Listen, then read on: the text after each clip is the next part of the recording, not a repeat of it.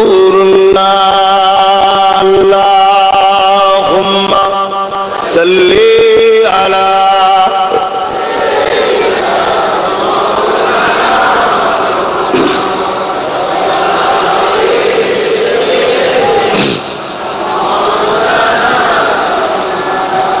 وقال الله تعالى في كلام المجيد والفرقان الحميد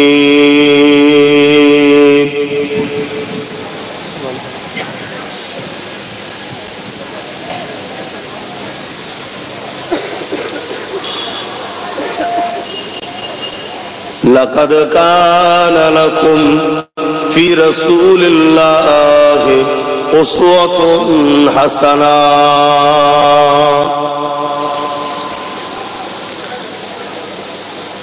وقال الله تعالى في كلام المجيد والفرقان الحميد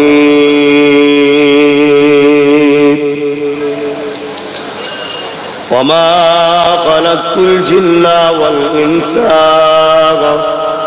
إلا ليعبدون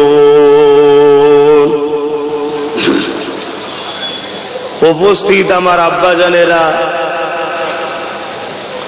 আমার নওজোয়ান তরুণেরা, যুবকেরা, ছোট ছোট বাচ্চারা,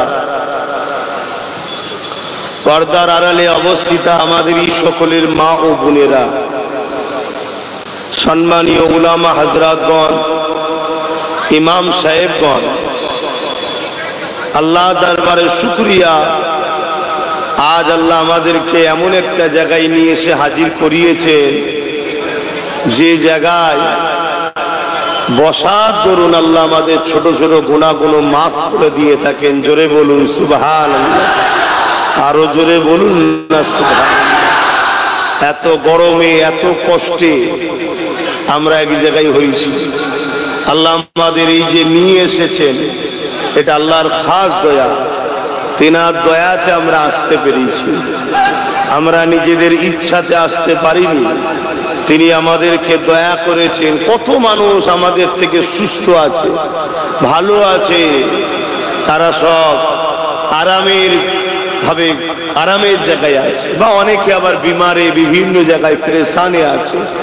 সব কিছু থেকে আল্লাহ হেফাজত করে এমন এক জায়গায় বসিয়েছে যে জায়গায় বসার দরুন আল্লাহ আমাদের উপরে রাজি ও খুশি হয়েছেন। জোরে বলুন সুবহানাল্লাহ। দুনিয়ায় হাজারো বসার জায়গা আছে, তার মধ্যে তিনটে জায়গাকে আল্লাহ পছন্দ করেন। আর আমাদের প্রত্যেকেরই লক্ষ্য একটা হওয়া দরকার, আমার সৃষ্টিকর্তাকে রাজি করা। তাতে দুনিয়ার কে রাজি হলো না হলো আমার জানার দরকারও নাই, আর জানার প্রয়োজনও নাই। আমাদের টার্গেট একটা হওয়া দরকার, যিনি আমাদেরকে বানিয়েছেন, আশরাফুল মখলুকাত করেছেন, দুটো চোখ দিয়েছে, দুটো হাত দিয়েছেন, দুটো পা দিয়েছেন, দুটো কান দিয়েছেন, জিন্দেগি দিয়েছেন, জমিনকে বিছানা করেছেন, আসমানকে ছাদ বানিয়েছেন। আমাদের জন্য হাজারো কোয়ালিটির সুস্বাদু খাদ্যের ব্যবস্থা যিনি করেছেন, সেই রব্বুল আলামিন যাতে রাজি, সেই কাজটা করা আমাদের দরকার। আমাদের প্রতিটা সময় ভাবা দরকার, আমার এই কাজে আমার প্রভু, আমার স্রষ্টা, আমার রব রাজি না বেজা। যদি রাজি হয় সে কাজ করতে হবে, তাতে দুনিয়া আপনাকে যা বলে বলুক যা, কেন দুনিয়ার কেউ আপনার আপন নয়। সব কিছু দিনের সম্পর্ক, নিঃশ্বাস ফুরিয়ে গেলে এক সপ্তাহ যেতে না যেতে বাপ বেটাকে ভুলে যায়, মেয়ে মাকে ভুলে যায়, স্বামী স্ত্রীকে ভুলে যায়, স্ত্রী স্বামীকে ভুলে যায়, বন্ধু বন্ধুকে ভুলে যায়। আরে দুনিয়ায় থাকতে থাকতেই ভুলে যাচ্ছে, কেউ কারো নয়। একমাত্র আমাদের আপন হলেন আল্লাহ আর তিনার রসুল, তিনার মাহবুব বান্দারা। জোরে বলুন সুবহানাল্লাহ। আর সবটাই আল্লাহর জন্য। সবটাই কার জন্য? আল্লাহর জন্য। আমাদের মকসদ হওয়া দরকার আমাদের রব কিসে রাজি। সেই জায়গায় এত গরমে এত কষ্টে আমার কথা বলতে প্রচুর কষ্ট হচ্ছে, দম নিতে কষ্ট হচ্ছে। কথা বুঝে আসছে? কেন কখনো ঠান্ডা কখনো গরম। এই অবস্থায় ফ্রিজের পানি আমি খাই না, কিন্তু চা একটু টাটকা পানি, ঠান্ডা পানি তুলে খাও, মন চাই না চাই না, ঘাম গায়ে খেয়ে ফেলছে। তারপরে কুরবানি দিনগুলো কত, আজকেও তো সালের লাস্টের দিন, কত গরম যাচ্ছে। গতকালকে প্রথম দিনে বাপ বস না, বাপ বস, পিছনের মানুষগুলোরই তো বোঝা দরকার ছিল। একটু যখন সমস্যা আছে ওখানেই বসতে জায়গা দিতে হয়, ওর থেকে না ঢিলে তো ওই বাকিগুলো দেখছি, তুমি ওকে দেখাচ্ছ। হ্যাঁ, তোমরা যদি সবাই না বোঝে মাহফিলের গুরুত্ব, তাহলে এই মাহফিলে তো সমস্যা হবে। হ্যাঁ, এই মাহফিলে বসে গুতগুতিত হবে, এ ওকে ঠেলছে ওকে ঠেলছে, কোথায় বসে আছে এটাও যদি হুঁশ না থাকে তাহলে তো অশান্তি হবে। বা তোমার যাররা পরিমাণ বিয়াদবের জন্য তোমার ইমানটাও চলে যেতে পারে। তুমি এমন একটা জায়গায় বসে আছো, এখানে আব্বাস সিদ্দিকীটা ফ্যাক্ট নয়, কে তৈরি করেছে ফ্যাক্ট নয়, লক্ষ্যটা কি? আল্লাহ রাসূল তো নাকি? ব্যাস। অতএব যখন কাবা তৈরি করলো ইব্রাহিম আলাইহিস সালাম, কিন্তু আল্লাহ বলে দিল আমার ঘর, ব্যাস, দাম বেড়ে গেল। তৈরি করেছি আমরা মাহফিল, কিন্তু আল্লাহ ও রাসূল বলছেন এটা কোরআন ও দ্বীন ইসলাম, আল্লাহ ও রাসূলের মাহফিল। জোরে বলুন সুবহানাল্লাহ।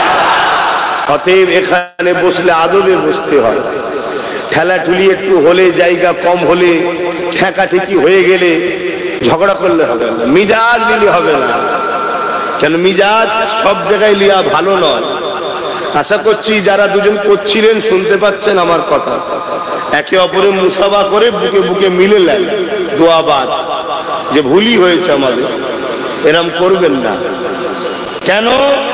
সবাই আমাদের ভালোবাসার লোক নয়, কিছু লোক আছে ওইটাকেই তুলে নিয়ে ছেড়ে অন্য কিছু ছড়াবে। আবার সেটা বদলাম আমার নয়, বদলাম ইসলামের হবে, ইসলামের বদলাম হবে। একটা মুসলমান যখন কিছু করে তখন তার জাতকে নিয়ে, ধর্মকে নিয়ে তোলা হয়। আর যখন অন্য ধর্মের লোকেরা পাকিস্তানের এজেন্ট হয়ে থাকে তখন শুধু তাকে আসামি করা হয়, জাতকে আসামি করা হয় না। আমাদের ক্ষেত্রে সর্বসময় আলাদা কথা হয়। সব যখন বোঝো তাহলে আমাদেরকে একটু বুঝে পা ফেলতে হবে। আর জানি দামি জিনিসে খুদ বেশি, ছোট খুদকেই বড় করে দেখা হয়। আলহামদুলিল্লাহ, আল্লাহ আমাদেরকে দামি করেছে। জোরে বলুন সুবহানাল্লাহ। যেমন হিরেতে সামান্য দাগ হলো আর বাজারে নিতে চাই না, কেন? দামি জিনিস তো, ঠিক না? আল্লাহ আমাদেরকে হিরের থেকেও দামি করেছে, ইসলামের ঘরের সন্তান করেছে। একটু বুঝে বুঝে পা ফেলতে হবে বাপ ভাইরা। তো যাক, আলোচনার দিকে আসছি, এটাও আলোচনা। তাহলে আমাদের টার্গেট হবে মান আহাব্বা লিল্লাহ ওয়া আবগাদা লিল্লাহ ওয়া আতা লিল্লাহ ওয়া মানাআ লিল্লাহ ফাকাদ ইস্তাকমালাল ঈমান। ভালোবাসবো কার জন্য? সবাইকে জবান খুলে বলতে, আস্তেই বলুন, কিন্তু সবাই বললে দেখবেন খুব সুন্দর লাগবে। ভালোবাসবেন কার জন্যে? দুশ্মনী করব কার জন্যে? আত্মীয়তা করব কার জন্যে? বিচ্ছেদ হব কার জন্যে? তাহলে বাপ মাকে ভালোবাসি কার জন্যে? স্ত্রী স্বামীকে সম্পর্ক কার জন্যে? পীর মুরিদি সম্পর্ক কার জন্যে? ভাই বোনের সম্পর্ক কার জন্যে? সবটা আল্লাহর জন্যে হলে ওই সম্পর্ক ফায়দা দেয়। ওই সম্পর্ক কি দেয়? ফায়দা দেয়, উপকার দেয়। আর যখন সম্পর্ক আল্লাহর জন্য বাদ দিয়ে হয়, যার সাথে সম্পর্ক করবে তার দ্বারা আল্লাহ তোমাকে লাঞ্ছিত, অপমানিত, বেইজ্জতি, তোমাকে জিল্লাত দেবে। সূরা বাকারাতে আল্লাহ বলছেন।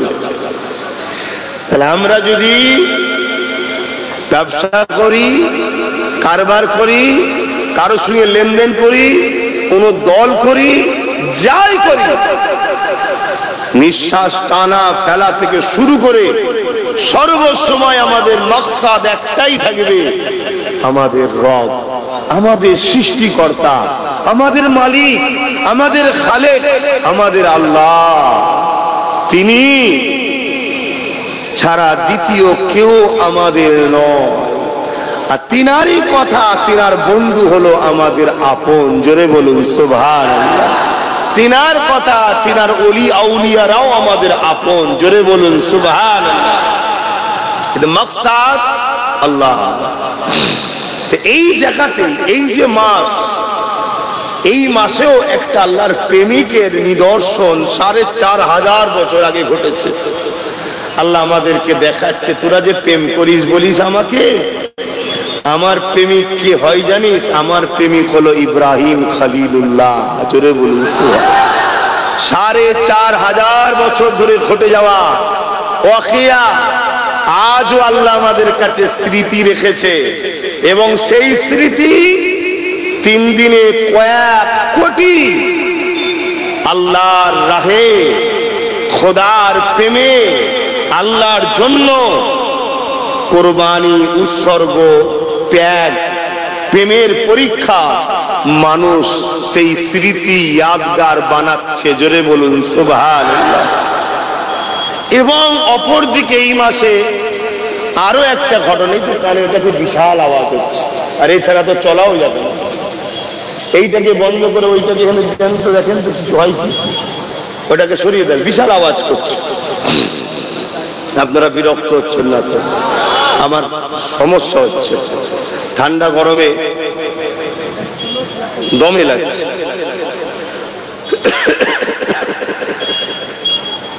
তো ভাইয়ের আমার,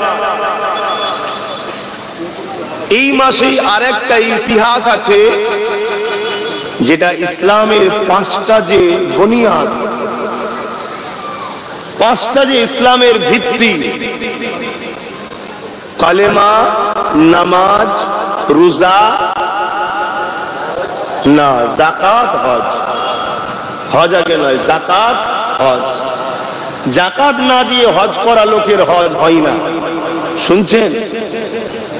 আগে হলো যাকাত, এই যাকাত, তারপরে হলো হজ। কালেমা, নামাজ, রোজা, যাকাত, হজ। এই হজও এই মাসে রয়েছে। অলরেডি হাজিদের হজ হয়ে গেছে। আল্লাহ তিনাদের হজকে কবুল করেন, বলুন আমিন। তিনাদের হাতে আমাদেরও দোয়া কবুল করে, বলুন আমিন। এই হজটা কি? এই হজটাও হলো সম্পূর্ণ আল্লাহর পিয়ারা সৈয়দনা হযরত ইব্রাহিম আলাইহিস সালাম ও তিনার পরিবারদের জড়িয়ে থাকা স্মৃতি পালন করা। জোরে বলুন সুবহানাল্লাহ। কেউ 5 লাখ, কেউ 10 লাখ, কেউ 20 লাখ টাকা খরচ করে যাচ্ছে কি করতে? 4500 বছর আগে ঘটে যাওয়া সেই স্মৃতিগুলোকে ইয়াদগার করতে, সেই স্মৃতিগুলোকে পালন করতে, সেই স্মৃতিগুলো সেলিব্রেশন করতে। কেন? যাদের ইয়াদগার আল্লাহ বানাচ্ছে তারা আল্লাহর প্রেমিক ছিলেন। জোরে বলুন সুবহানাল্লাহ। আমরা তো সবাই দাবি করি আল্লাহকে ভালোবাসি, আমরা সবাই দাবি করি আল্লাহকে প্রেম করি। সামান্য একটু পরীক্ষা যখন আল্লাহ নেয়, আমরা পরীক্ষাতে ফেল হয়ে যাই, আমরা পাস করতে পারি না। আর ইব্রাহিম আলাইহিস সালামকে আল্লাহ যে পরীক্ষা নিয়েছে, ইব্রাহিম নবীর আগে এরকম পরীক্ষা পৃথিবীর ইতিহাসে কাউকে নিয়েছে বলে জানা যায়নি। কত কঠিন পরীক্ষা! ছোটবেলা থেকে পরীক্ষা। নমরুদের কাছে খবর এসেছে একটা সন্তান আসছে, যেমন ফেরাউনের কাছে খবর গিয়েছিল যে তোমার রাজত্ব মিটিয়ে দেবে। ফেরাউন তো লস্কর দিয়ে প্রতিটা ঘরে ঘরে বাচ্চাদেরকে কতল করেছে, শহীদ করেছে।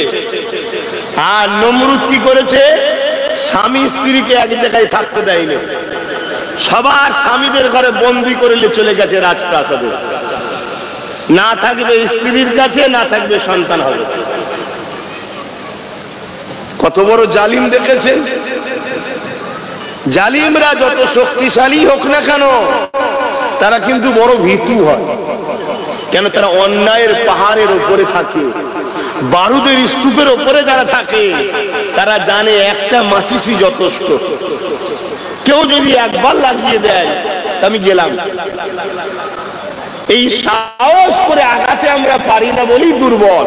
তাই মনে হয় জালিমের বিরাট শক্তি। হাকিকাতে জালিম বড় দুর্বল হয়, বড় ভীতু হয়।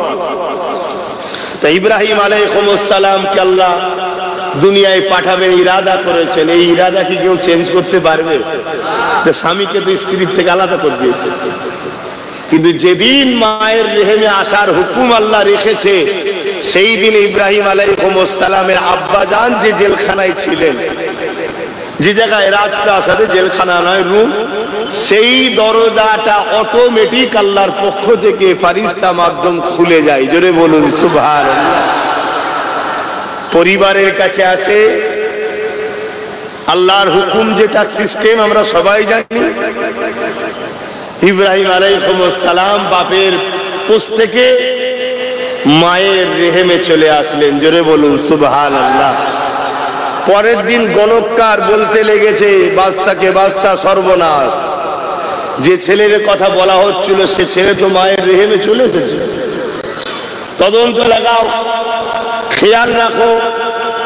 আবার একদিন গণককার বলছে 10 মাস 10 দিন কম বেশি সময়, যে বাচ্চা দুনিয়ায় চলে এসেছে। ফেরাউন নমরুদ তো বড় টেনশনে পড়ে গেছে, সৈন্য পাঠিয়ে খোঁজ করাচ্ছে। আল্লাহ পাক পাহাড়ের এক গুহার মধ্যে অন্যান্য বাচ্চা 1 মাসে যতটুকু বাড়ে, ইব্রাহিম আলাইহিস সালামকে আল্লাহ একদিনে ততটা বাড়াচ্ছে। জোরে বলুন সুবহানাল্লাহ। এসে দেখছে 4-5 দিনের বাচ্চা হবে, আর এসে দেখছে ইব্রাহিম নবী তখন 6-7 মাসের বাচ্চা। জোরে বলুন সুবহানাল্লাহ। এটা তো নয়। তাহলে আল্লাহর হিকমতের উপরে, পাওয়ারের উপরে কারো চালাকি চলে? কেউ পারবে? যাক, আল্লাহ পাক ইব্রাহিম সাল্লামকে বড় করলেন। অনেক বড় কথা। বিয়ে শাদী হলো হযরত আম্মা জান হাজেরা আলাইহিস সালামের সাথে। দীর্ঘদিন সংসার হচ্ছে, সন্তান হয়নি। আল্লাহর কাছে দোয়া চাইছেন, আল্লাহ আমাকে একটা সন্তান দেন, একটা সন্তান দেন। 90 বছর আব্বাজানের বয়স পার হয়ে গেছে। ইরাসাল্লাহ আমাদের কি হয়? জোরে বলুন। প্রত্যেকটা মুসলমানের আব্বাজান হলেন সৈয়দনা হযরত ইব্রাহিম আলাইহিস সালাম। আমরা কত সৌভাগ্য, আমরা নবীর আওলাদ। জোরে বলুন সুবহানাল্লাহ। তবে এটা কলবি, অন্তরের সন্তান। তো ভাইরা আমার, হযরত ইব্রাহিম আলাইহিস সালাম 90 বছর পার হয়ে যাওয়ার পর আল্লাহর পক্ষ থেকে একটা সন্তান দিলেন, যে সন্তান হযরত ইসমাঈল আলাইহিস সালাম। বুঝাবার জন্য বলছি, যেন আকাশের চাঁদ মা হাজেরার কোলে আল্লাহ দিয়েছে। জোরে বলুন সুবহানাল্লাহ। চাঁদের সঙ্গে তুলনা নবীদের চলে না, কারণ নবীদের কদমেরও তুলনা চাঁদের সঙ্গে হয় না। নবীরা চাঁদের থেকে লক্ষ কোটি গুণ বেশি সুন্দর। জোরে বলুন সুবহানাল্লাহ। কিন্তু আমরা বুঝাবো কি দিয়ে? চাঁদকেই আমরা বুঝি সুন্দর, তার থেকে সুন্দর যে কি হয় সেটা তো আমাদের জ্ঞান, ক্যালকুলেশন, আপনাদেরকে তো বুঝাতে পারবো না, তাই চাঁদের উপমা দিই। কিন্তু চাঁদ নবীদের কাছে কোনো কিছুই নয়, নবীরা এত সুন্দর হয়। সেই ইব্রাহিম আলাইহিস সালাম একদিন দুদিন যেতে না যেতেই এত কষ্টের, এত স্বপ্ন, এত দোয়া, এত ইন্তেজারের ফল এবং একটা নবী সন্তান, আল্লাহ পাক হযরত ইব্রাহিম আলাইহিস সালামকে আবার পরীক্ষা নিলেন। কি? তোমার স্ত্রী আর তোমার বাচ্চাকে ওই যে কাবা শরীফ যে জায়গায় এখন আছে, তখন কাবা ঘরও ছিল না, কোনো ঘর বাড়িও ছিল না, কোনো লোকালয় ছিল না, জমজম পানিও ছিল না, অন্য কোনো পানিও ছিল না। হাজার হাজার মাইল শুধু পাহাড় পাথর মরুভূমির বালি, কোনো লোকালয়ও ছিল না। এরকম একটা জায়গা তখন ছিল 4500 বছর আগে। আল্লাহ পাক বলছে, ইব্রাহিম তুমি তো আমায় ভালোবাসো, যাও তোমার স্ত্রী আর তোমার বাচ্চাকে ওই জায়গায় রেখে আসো। ইব্রাহিম সাল্লাম একবারও জিজ্ঞেস করেন, আল্লাহ ওখানে লোকালয় নেই, করাও না লাগছে আরো মাথাটা মাথাটা সরাতে বলছি পুরুষের। হ্যাঁ ঠিক আছে। ইব্রাহিম আলাইহিস সালাম একবারও জিজ্ঞাসা করেনি যে আল্লাহ ওই জায়গায় আপনি রেখে আসতে বলছেন, ওখানে না লোকালয় আছে, না ঘর আছে, না বাড়ি আছে, না পানি আছে, না খাদ্য আছে, পাহাড় আর বালি আর পাথর। একবারও জিজ্ঞেস করেন। আল্লাহ পাক যখনই বলেছে ইব্রাহিম তোমার স্ত্রী আর তোমার বাচ্চাকে রেখে আসো, ইব্রাহিম আলাইহিস সালাম বললেন, লাব্বাইকা ইয়া আল্লাহ, আমি হাজির আপনার হুকুম পালনের জন্য। জোরে বলুন সুবহানাল্লাহ। আমরা সেই বাপের ছেলে, আমাদেরকে দৈনিক আল্লাহ 5 বার পরীক্ষা নেয়, 5 ওয়াক্ত নামাজ আমরা ইচ্ছা করে ছেড়ে দিই। বলেন আমরা অন্যায় করছি না? বলেন কিসের ভালোবাসা আমাদের? হ্যাঁ কখনো নাচারে হয়ে যায়, ঘুম ভাঙে না, বা কোনো ইমার্জেন্সি কাজেতে, এটা আলাদা কথা। বা এমন জায়গায় এমন হালে আছো পড়ার উপায়ও নেই, পরিস্থিতিও নেই, সেটা নাচার, তাও উচিত নয়। তারপরেও বলছি নাচার। আমি জানি না হযরত ইমামে হোসাইন হুজুরের মতো পৃথিবীতে কেউ নাচার হবে কিনা। আমি ওই নাচার দুর্বলের কথা বলছি না। কারবালার ময়দানে লড়াইয়ের সময় তো তরোয়ালকে থামিয়ে উটের পিঠ থেকে, ঘোড়ার পিঠ থেকে নেবে আল্লাহর নামাজকে কিন্তু ছাড়ে না, আদায় করেছে। জোরে বলুন সুবহানাল্লাহ। আর আজকে আমরা হোসাইনি প্রেমিক দাবি করে হাই হোসেন বললেওয়ালাও নামাজ ছেড়ে দিয়ে বসে আছে, আর তো বলি আমরা হোসাইনের পাগল। ভাই এই ভণ্ডমি দুনিয়ার মানুষ হয়তো খেয়ে নেবে, আমরা নিজেদের ক্ষতি নিজেরাই করছি। আসো, চতুর্দিকে আমাদেরকে ঘিরছে, চতুর্দিকে ঘিরছে, খেয়াল করে দেখো। আমাদের বাঁচার একমাত্র রাস্তা হলেন আল্লাহর সাহায্য। আর আমরা যদি আল্লাহর 5 বার পরীক্ষাতেই আমরা দৈনিক সারা না দিই, আল্লাহ সাহায্য করবে কেন? বলুন কেন করবে? তারপরও নূর নবীর খাতিরে আজও এত অন্যায় করার পরও আল্লাহ আমাদেরকে কিন্তু এখনো সাহায্য করছে। হযরত নবী ইব্রাহিম আলাইহিস সালাম আল্লাহ পাকের হুকুমটা শোনার পর স্ত্রী আমাদের আম্মা হযরত হাজেরাকে নিয়ে, ছোট্ট শিশু বাচ্চা ইসমাইল আলাইহিস সালামকে নিয়ে, যেখানে বর্তমান কাবা শরীফ রয়েছে তার পাশেই ওই জায়গায় গিয়ে হাজির হয়ে গিয়ে ওইখানে স্ত্রী আর বাচ্চাকে রেখে দিয়ে হুজুর উট বা ঘোড়ার পিঠে উঠতে লেগেছে। চলে আসবে। আম্মা জান জিজ্ঞেস করছে, আমার প্রাণের স্বামী আমাদেরকে এই নির্জন নিরিবিলি পানিহীন খাদ্যহীন কি বলে বসবাসহীন জায়গায় ছেড়ে দিয়ে যাচ্ছেন কোথায়? হযরত সাইয়্যিদনা ইব্রাহিম আলাইহিস সালাম বলছে, আজ থেকে আপনারা দুজন এখানেই থাকবেন। আমরা তো আমাদের বাচ্চাদের ঘরে নানির বাড়ি রাখতে চাই না, বাচ্চাকে ছেড়ে থাকতে পারি না, কি আছে না নাই? আর কোথায় রেখে যাচ্ছে বাপ? বাচ্চার উপরে দয়া নেই? আরে দয়া ময়া তো ইমানের দ্বারাই হয়, দয়া ময়াটা তো ইমানের সাথে জড়িয়ে। নবীদের কি দয়া নাই? আমাদের যদি বাচ্চার উপর দয়া থাকতে পারে। আম্মা জান হাজেরা আলাইহিস সালাম এই কথা শোনার পরে বলছে, আমার প্রাণের স্বামী আপনি যে আমাকে এখানে রেখে যাচ্ছেন এটা আপনার ইচ্ছা না আল্লাহর হুকুম? হযরত নবী ইব্রাহিম আলাইহিস সালাম বলেছিলেন, এ আমার প্রাণের স্ত্রী, নবীরা আল্লাহর হুকুম ছাড়া কোনো কাজ করেনি। এই কথাটা শুনে আম্মা জান হযরত হাজেরা আলাইহিস সালাম কি বলেছিলেন? এ আমার প্রাণের স্বামী ইব্রাহিম আলাইহিস সালাম, তাহলে আপনি নিশ্চিন্তায় যান, কারণ আপনার থেকে অনেক বড় আমার কার্যের অভিভাবক সাহায্যকারী হলো স্বয়ং আমার আল্লাহ পাক।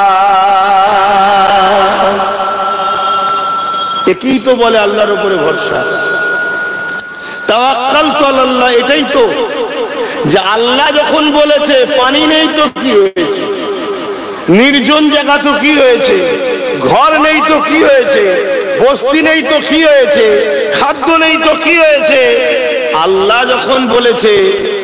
আমি তো আল্লাহকে ভরসা করি নাকি? এই আমরা কি ভরসা করি, আর আম্মা কি ভরসা করছে?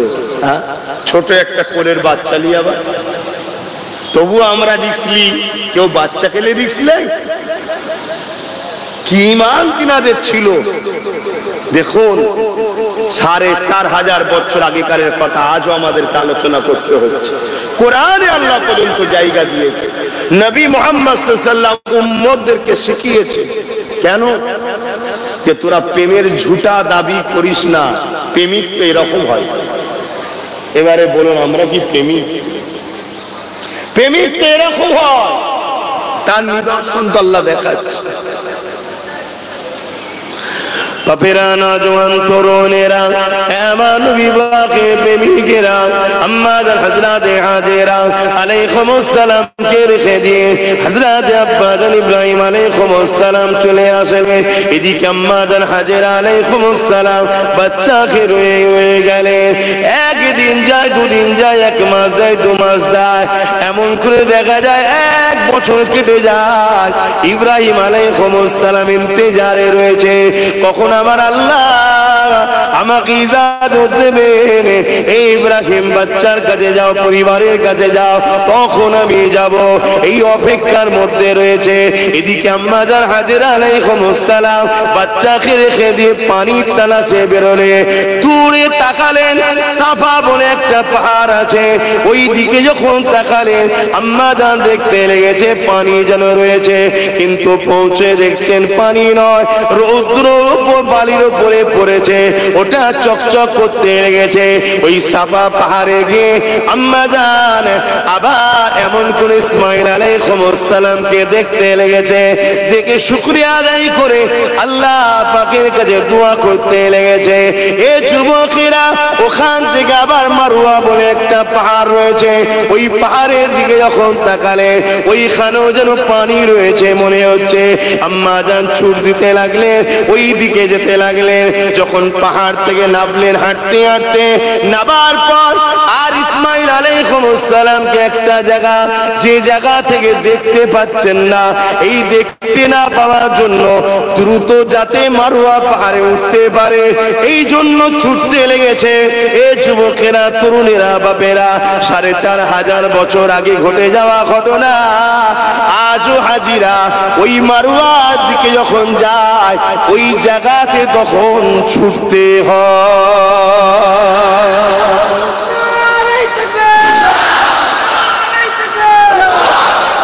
ভেবে দেখুন, 5 লক্ষ 10 লক্ষ টাকা খরচ করে আম্মা জান ছুটেছিলেন 4500 বছর আগে, আমাদেরকেও ছুটতে হচ্ছে। কেন? মাঠে ছুটলেই তো হয়, অত দূরে কি এক্সারসাইজ করতে যাচ্ছি নাকি আমরা? আল্লাহ বলছেন না, আমার প্রেমিক, আমার মাহবুব বান্দি ছুটেছে, তোকেও ছুটতে হবে। কোনো কথা নয়। শুনছেন তো বাবা? যদি বয়স হয়ে যায়, ছুটতে যদি নাও পারিস, ছুটার মতো হাত পাত লড়াই যেন মনে হচ্ছে চেষ্টা করছে, কোনো উপায় নেই। আবার পাহাড়ের কাছে গিয়ে দেখছে, পাহাড়ে উঠে দেখছে ইসমাঈল আলাইহিস সালাম ঠিক আছে। আবার শুকরিয়া, নামাজ পড়লেন, আল্লাহর কাছে দোয়া চাইলেন। আমাদেরকেও পড়তে হয়, এই জায়গাগুলো দোয়া কবুলও হয়। জোরে বলুন সুবহানাল্লাহ। আবার ওখান থেকে মারওয়ার দিকে তাকিয়েছে, আবার দেখছে বালি চকচক করছে, মা মনে করেছে পানি, আবার ছুটে আসছে, সাফা পাহাড়ে উঠেছে। এইভাবে 7 বার আম্মা জান ছুটেছিলেন পাহাড়ে। উঁচু জায়গায়, যে জায়গায় দেখতে পাইন এখন গ্রিন লাইট লাগিয়ে দিয়েছে, এই জায়গায় ছুটতে হয়। বাকি সাফা মারওয়াতে 7 বার যাতায়াত করতেই হবে। কেন? আম্মা জান করেছিলেন। জোরে বলুন সুবহান।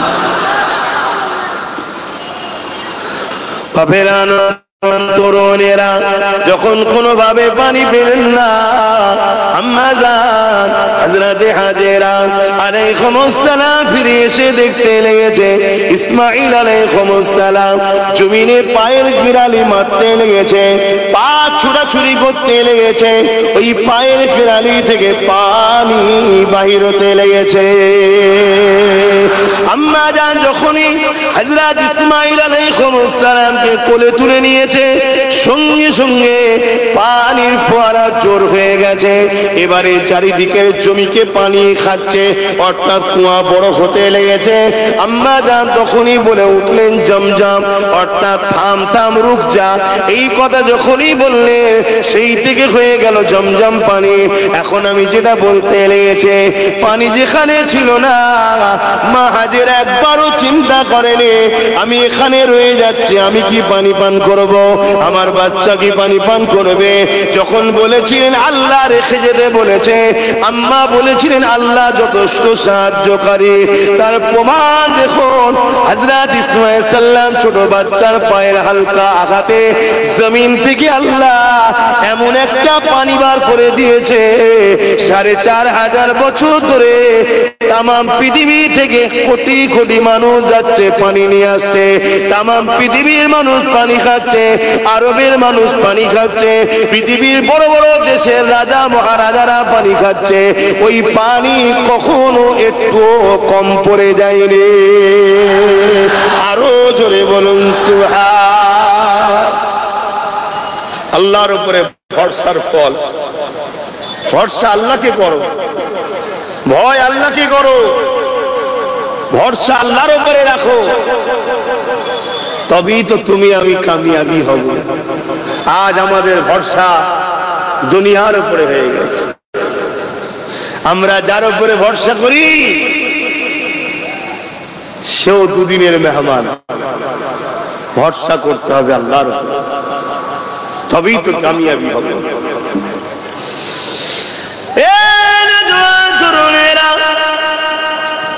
এদিকে একদল যাযাবর বেরিয়েছে, যারা ব্যবসার জন্য বিভিন্ন জায়গায় এমন করে ঘুরে বেড়ায়, গৃহপালিত পশু নিয়ে পুরো পরিবার নিয়ে বিভিন্ন জায়গায় তারা ব্যবসা করতে যায়, চারণ ভূমি খুঁজে বেড়ায়, তারা তাবু করে সেই জায়গায় থাকে। এমন একটা কাফেলা বেরিয়েছে যারা পানির পিপাসায় চারিদিকে ছুটতে লেগেছে, পানি পায় না। তাই দূর থেকে তারা দেখতে লেগেছে পাখি উঠা নামা করছে, কেননা পানি যেখানে থাকে সেখানে পাখি অবশ্যই পাওয়া যাবে। আম্মা জান হাজেরা যখন এসেছিলেন ওই জায়গায় তখন পাখিও ছিল না, কেননা ওই জায়গায় পাখি থেকে কি করবে। এখন জমজম কুয়া হয়ে গেছে, পাখি এবারে হাজির হয়েছে, পাখি পোটা নামা করছে। ওই কাফেলা দূর থেকে দেখতে পেয়েছে, তারা বুঝতে পেরে গেছে ওই জায়গায় পানি রয়েছে। তাই তারা ওই দিকে তাদের গোত্র বাহিনী লোকজন নিয়ে পশু পাখি নিয়ে সেই জায়গার দিকে আগাতে লেগেছে। মনে রাখবেন, হাসবুনাল্লাহ ওয়া নি'মাল ওয়াকিল, নি'মাল মাওলা ওয়া নি'মান নাসির। যারা আল্লাহর উপরে ভরসা করে আমার আল্লাহ তাদের জন্য যথেষ্ট। আম্মা জান বললেন যে আল্লাহ আমার জন্য যথেষ্ট সাহায্যকারী। হুকুম যখন তার, আপনি যান। দেখুন কিভাবে আল্লাহ সব ব্যবস্থা করছে। দেখুন সেই কাফেলা এসে হাজির, দেখছে পাশে একটা কুয়া, যেখান থেকে পানি ফোয়ারা যেমন হয়, যেটা উদাহরণ বুঝবে, ওপর দিকে উঠছে আবার কুয়াতে পড়ে যাচ্ছে। আর পাশেই একজন খাতুন মহিলা বসে আছে বড় পর্দার সাথে, কোলে যেন একটা চাঁদ শোয়ানো আছে। জোরে বলুন সুবহান। আলো আলোকিত হয়ে আছে জায়গাটা। প্রত্যেকটা নবীরই সম্পর্ক জান্নাতের সাথে। জান্নাতের মাটি দিয়ে নবীরা তৈরি, আর জান্নাতের মাটি হলো নূর থেকে তৈরি। জোরে বলুন সুবহানাল্লাহ। কার নূর? আমার দয়ান নবীর নূর থেকে। জোরে বলুন সুবহানাল্লাহ। তো ভাইয়েরা আমার, তো যাক, আমার ওই কাফেলা এসে হাজির হলেন। হবার পর তোমরা পিছনের মানুষের দেখার না অসুবিধাটা খেয়াল করো। এমনি আমার কত কষ্ট হচ্ছে, তারপরেও যদি বারবার এরকম হয় আরো অসুবিধা হবে। আম্মা জান বসে আছেন ইসমাইল সাল্লামকে নিয়ে। ওই যে কাফেলা এসেছে, ওই কাফেলার একটা মোড়ল ছিল, সর্দার ছিল। আগেকার সময় আপনাদের এলাকাও মোড়ল থাকতো, সর্দার থাকতো, কথা বুঝে আসছে? তো সেই সর্দার তার কন্যাকে বলছে যাও। দেখে মনে হচ্ছে এ নারী বড় নেকবখ নারী, কোন পুরুষকে পাঠায়নি, তার কন্যাকে পাঠাচ্ছে। যাও, বড় আদবের সাথে মাকে বলবে আমরা বড় পিপাসিত, পানি কি নিতে পারি? কেন এই রকম জায়গায় একটা পানি, এটা তার কোনো কারিশমা ছাড়া অন্য কিছু হতে পারে না। অতএব তার কাছে ইজাজত নাও। তো ওই কাফেলার সর্দারের কন্যা এসে আম্মার কাছে ইজাজত নিলেন। আম্মা ইজাজত দিলেন, তারা পানি পান করলেন। পানি পান করার পর সর্দার বলতে লেগেছে ও তার কন্যাকে যে আবার ওনার কাছে যান, গিয়ে ইজাজত নেন। উনি যদি ইজাজত দেয় আমরা অন্য জায়গায় যেতে রাজি নয়, এখানেই বসতি তৈরি করতে রাজি। জোরে বলুন সুবহানাল্লাহ। কেউ ছিল এলাকায়? কে বসতি তৈরি করাচ্ছে? দেখুন আল্লাহর কুদরত, দেখুন। আল্লাহর উপরে ভরসা করুন, আল্লাহর উপরে ভরসা করুন। একবার সবাই জবান খুলে আমার সাথে একটু বলুন আল্লাহ, আরো জোরে বলুন আল্লাহ। তিনি আমাদের রব। আমরা কত ভুল করি, কত অন্যায় করি। দেখুন টাইমে টাইমে তিনি আমাদের মুখে খাবার দিচ্ছে। কে খাবার দেয়? আপনার আব্বা আম্মা। আপনি মেহনত করে খান। হ্যাঁ, বিছানায় শুয়ে কত লোক পড়ে আছে দেখেন না? আপনি যে মেহনত করছেন এই ক্ষমতাটা আপনাকে কে দিচ্ছে? সেই আল্লাহকে ভালোবাসুন, তেনাকে ধরুন। আহা, আম্মা জান ইজাজত দিলেন, তারা বসতি শুরু করলেন। একদিন দুদিন যেতে না যেতেই ওই সর্দার তার কন্যার দ্বারা মেসেজ পাঠালেন, কি আমরা চাই আমাদের এই বসতির আজ থেকে সর্দারিনী মাকে বানিয়ে দিতে চায়। জোরে বলুন সুবহানাল্লাহ। উনি কি রাজি আছেন? আম্মা জানকে ওই কাফেলার ওই বস্তির সর্দারিনী আল্লাহ পাক বানিয়ে দিলেন। জোরে বলুন সুবহানাল্লাহ। কেন সর্দার বানাতে চাইলো? সর্দার বুঝতে পেরেছে এ মহিলা জাতা মহিলা নয়, এ মহিলা বরকতময় মহিলা।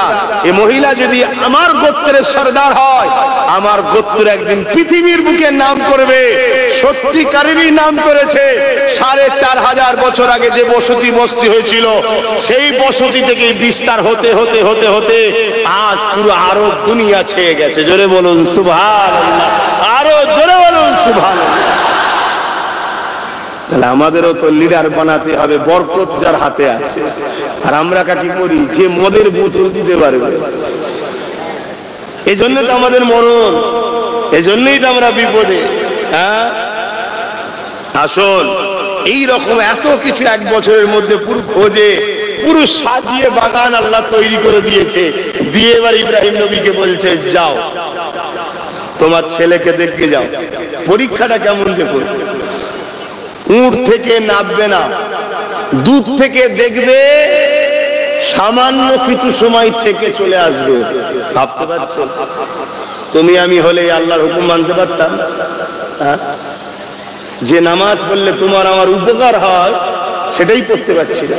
হ্যাঁ, 1 বছর পর চাঁদের মতো থেকেও সুন্দর, 90 বছর পার হওয়ার পর দুয়ার সন্তান এমন একটা জায়গায় রেখে এসেছি। 1 বছর পর ইজাজত পাচ্ছি, আবার কি উঠ থেকে নামবে না, দুধ থেকে দেখে চলে আসবে, কিছু সময় বেশিক্ষণ থাকবে না। পরীক্ষা দেখুন, কি প্রেমিক ছিল বাপ আমাদের আল্লাহ। হ্যাঁ, আর আমরা সেই বাপের ছেলে হয়ে আমরা কি করছি? আব্বা হযরত ইব্রাহিম আলাইহিস সালাম উটের পিঠে চেপে চলে গেলেন। দূর থেকে এলাকায় গিয়ে তো অবাক হয়ে গেলেন, এত কিছু পরিবর্তন দেখে অবাক হয়ে গেলেন। আল্লাহ শুকরিয়া আদায় করতে লাগলেন। এবার ইসমাইল আলাইহিস সালাম সবে একটু একটু হাঁটতে শিখেছে, আর দূর থেকে এমন করে বাচ্চা হাঁটতে লেগেছে। একটুখানি সামান্য ঝলক দেখার পর আল্লাহ পাকের হুকুম আবার ফিরে চলে আসতে লেগেছে, আর বলতে লেগেছে, আল্লাহ আমার হৃদয়ে আপনার প্রেমের উপরে কারো প্রেম না। এ যুবকেরা, তরুণীরা, বাবেরা, এ নবী পাকের প্রেমিকেরা, আরেকদিনের কথা, ইসমাইল আলাইহিস হযরত ইব্রাহিম আলাইহিস সালামকে আল্লাহ পাক বড় মহব্বত করে আদর করে এমন করে ফেরেশতাদেরকে দেখাতে লেগেছে, দেখো আমার বন্ধুকে, দেখো আমার বন্ধুকে দেখো। হযরত জিবরাইল আলাইহিস সালাম বলতে লেগেছে, ও রব্বি আল্লাহ, আপনি এমন একজনকে বন্ধু করেছে যিনি তো দুনিয়াদার। এই জন্য জিবরাইল সাল্লাম বলতেছিলেন, কারণ ইব্রাহিম আলাইহিস সালাম অনেক বড় জমিদার ছিলেন, বিরাট অর্থশালী ধনী মানুষ ছিলেন, হাজার হাজার গৃহপালিত পশু ছিল। আরবের মেন সম্পদ ছিল গৃহপালিত পশু। কিন্তু আমার নবী পাকের নূরের কদম লাগার পরে আরবের মেন সম্পদ হয়ে গেছে পৃথিবীর দামি সম্পদ তেল আর সোনা। এ তো নবীর কদম লেগে হয়েছে। কিন্তু তার আগে আরবের মেন সম্পদ ছিল গৃহপালিত পশু, যার যত পশু সে তত ধনী। হযরত ইব্রাহিম আলাইহিস সালামের ৭-৮ হাজারের উপরে গৃহপালিত পশু ছিল, বলুন সুবহানাল্লাহ। তো উনি সেগুলো লালন পালন করছে, আর ঠিক এমন সময়তে আল্লাহ পাক বলছে ফেরেশতাদের ঘরে, দেখো আমার বন্ধুকে দেখো। তাই জিবরাইল সাল্লাম বলছে, আল্লাহ ইনাকে আপনি আর বন্ধু বলছেন, ইনি তো দুনিয়াদার, এত সবটা জমি জায়গা, এত গৃহপালিত পশু, দুনিয়াদার। আল্লাহ বলছেন, জিবরাইল আমার বন্ধু নিয়ে তুমি কি মন্তব্য করছো? আমার বন্ধু দুনিয়াদার নয়, আমার বন্ধু সব কিছু থাকার পরও সব কিছুর উপরে আমাকে বেশি ভালোবাসে। জোরে বলুন সুবহানাল্লাহ। তুমি যদি পরীক্ষা নিতে চাও যেতে পারো। ইব্রাহিম আলাইহিস সালামকে পরীক্ষা নেবে বলে হযরত জিবরাইল আলাইহিস সালাম চলে আসলেন। কি পরীক্ষা নেবে? সামান্য এতটুকু পরীক্ষা নিয়েছিলেন। ইব্রাহিম আলাইহিস সালামের বাড়ির সামনে দিয়ে যাবার সময় হযরত জিবরাইল আলাইহিস সালাম একবার জবান দিয়ে বলেছিলেন, আল্লাহ। আজ আমরা মুসলমান দাবি করি, মুয়াজ্জিন মসজিদে আল্লাহর নাম ডাকে, আমরা একবারও দেখে সাড়া দিই না।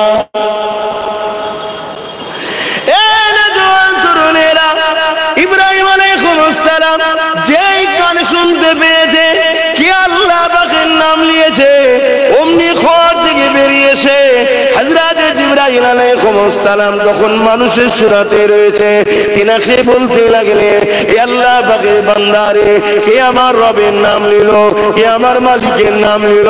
হযরত জিবরাইল আলাইহিস সালাম তখন মানুষের সুরা ধরে আছে, তিনি বলতে লাগলেন, আমি নাম নিয়েছি। হযরত ইব্রাহিম আলাইহিস সালাম বলতে লাগলেন, আর একবার আমার রবের নামটা লা, আর একবার বলো আল্লাহ। হযরত জিবরাইল আলাইহিস সালাম বললে, এটা আমার মর্জি, আমি কখন লব না লব, আমি তোমার কথাই নেব কেন? ইব্রাহিম আলাইহিস সালাম বললে, যদি তুমি আমার আল্লাহ পাকের নাম লাও, আমি তোমাকে অনেক নজরানা পুরস্কার দেব। কি পুরস্কার দেবে? আমার হাজার হাজার গৃহপালিত পশু আছে, তার অর্ধেক তোমাকে দিয়ে দেব।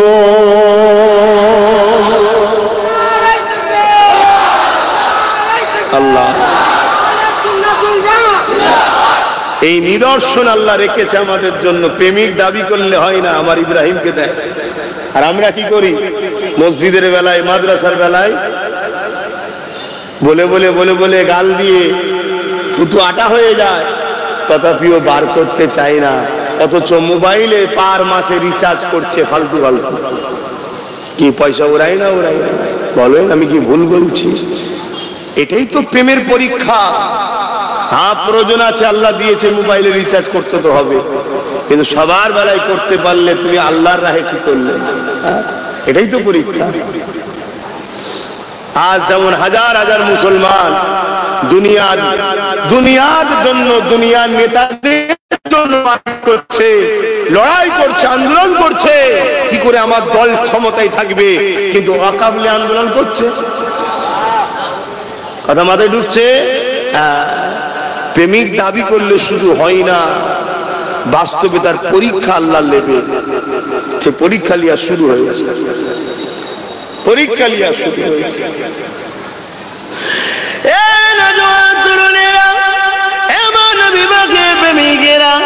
আল্লাহ নবী হযরত ইব্রাহিম আলাইহিস সালাম কে আল্লাহ নানা দিক দিয়ে পরীক্ষা নিয়েছে। হযরত জিবরাইল আলাইহিস সালাম আল্লাহ বলে ডাক দিলেন, ইব্রাহিম আলাইহিস সালাম সঙ্গে সঙ্গে তিনাকে অর্ধেক গৃহপালিত পশুটা দিয়ে দিলে। তিনি যেই চলে যাবার জন্য পাটা বাড়াবে, ওই সময় ইব্রাহিম আলাইহিস সালাম আবার বলতে লাগলে, হে আল্লাহ পাকের বান্দারে, আরো একবার আমার রবের মালিকের নামটা নাও, যদি নাও বাকি যে অর্ধেক গৃহপালিত পশু রয়েছে এগুলো তোমাকে নাজরানা দিয়ে দেব। এই যুবকেরা, তরুণেরা, হযরত জিবরাইল আলাইহিস সালাম আবার ডাক দিলেন, ইব্রাহিম আলাইহিস সালাম সব দিয়ে দিলেন। জিবরাইল আলাইহিস সালাম ভাবতে লাগলেন, আমি কাকে বলেছিলাম দুনিয়াদার, ইনি তো আমার আল্লাহকে কত ভালোবাসে। মালিকের নাম একবার শোনার জন্য যদি এটা দিয়ে দিতে পারে, তাহলে সে কতটা মুহাব্বত করে আল্লাহকে। এই সময় জিবরাইল সাল্লাম যখন আবার চলে যাবার জন্য পা বাড়াতে লাগলে, ইব্রাহিম আলাইহিস সালাম আবার বলতে লাগলেন, আল্লাহর বান্দারে আরো একবার ডাক দাও। জিবরাইল সাল্লাম বললেন, এবারে কি দেবে? ইব্রাহিম আলাইহিস সালাম বললেন, এই যে গৃহপালিত পশুগুলো তোমায় দিয়ে দিলাম, এগুলো লালন পালনের জন্য তো তোমার লোক লাগবে, তুমি আমার রবের নাম নেবে, তার বিনিময়ে আমি ইব্রাহিম নিজেকে তোমার কাছে দান করে দেব। আরো জোরে বলুন সুবহান আল্লাহ। কি প্রেম দেখিয়েছে আল্লাহ নবী, ওই নবী হযরত সাইয়্যিদনা ইব্রাহিম সাল্লাল্লাহু আলাইহি ওয়াসাল্লাম। আজকে 4 লাখ 5 লাখ খরচ করে ইব্রাহিম নবীর স্মৃতি বানাতে যায় হাজিরা, এমনি ইব্রাহিম নবীর স্মৃতি। এই যে আমরা ইহরাম পরি, ইহরামটা কি? হুদুদে হারামাইন শরীফে ঢোকার আগে ইহরাম পড়তেই হবে, উমরান নিয়ত করতে হবে। এই যে ইহরাম দুটো থান কাপড় বিনা সেলাই করা পড়তে হয় কেন? আজ থেকে 4500 বছর আগে আব্বাজান ইব্রাহিম আলাইহিস সালাম যখন কাবা তৈরি করছিলেন, তৈরি কমপ্লিট হয়ে যায়, ওই কাবা তওয়াফ যখন করছিলেন, আব্বাজানেরও শরীরে দুটো থান কাপড় ছিল। আব্বাজান ইব্রাহিম সাল্লামের ড্রেসটা আল্লাহ আমাদের জন্য সিলেক্টেড করে দিয়েছে। জোরে বলুন সুবহানাল্লাহ। আমার কাবায় আসবি, 10 লাখ খরচ করতে পারিস, 20 লাখ খরচ করতে পারিস, তুই হাজার হাজার কোটি টাকার মালিক হতে পারিস, কোন সেলাই করা কাপড় পরবি না, ভেতরেও কোনো কাপড় থাকবে না। আমার মাহবুব, আমার প্রেমিক ইব্রাহিমের ইউনিফর্মে তোকে আসতে হবে, না হয় আসা যাবে না। জোরে বলুন সুবহানাল্লাহ। হতে পারে সে কোন রাজ্যের, কোন দেশের প্রেসিডেন্ট, হতে পারে সে কোন দেশের ক্ষমতাশালী অর্থশালী নেতা, যাই হোক, তোকে ইব্রাহিমের ড্রেস পরতেই হবে। এমনি হয় না বাবা, আল্লাহর প্রেমিক ছিল। বলুন আজকে আমরা কি করছি সেইভাবে ছেলে। হাসেন আবার ফিরে যায় ইব্রাহিম আলাইহিস সালাম। এইভাবে একদিন আল্লাহ পাকের হুকুম পেয়ে গেলেন, আজ তুমি যাবে, সন্তান পরিবারের কাছে তুমি থাকবে। এবার ইজাজত পেলেন থাকা। ইজাজত যখন পেয়ে গেলেন, ইব্রাহিম আলাইহিস সালাম শুকরিয়া আদায় করে চলে গেলেন। ওই রাত্রে খবে দেখতে লেগেছে, ইব্রাহিম রে, তোমার সব থেকে বেশি প্রিয় জিনিসটা আমি আল্লাহ আমার রাস্তায় কুরবানি করো। তোমার কাছে সব থেকে যেটা বেশি প্রিয় আমি আল্লাহ আমার পরেতে সেইটাকে আমার জন্য উৎসর্গ করে দাও, তবেই তো তুমি সব থেকে বেশি আমাকে ভালোবাসো।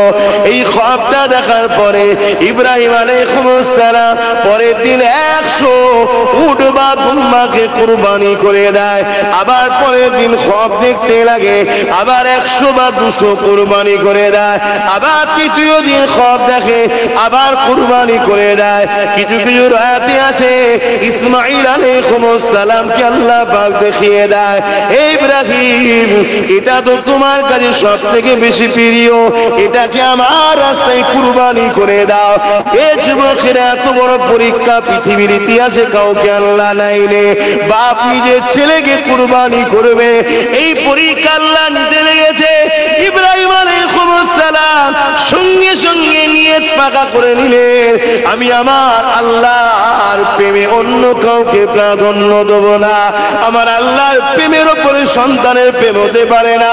অবশ্যই আমি ইব্রাহিম আমার বাচ্চাকে কুরবানি করব।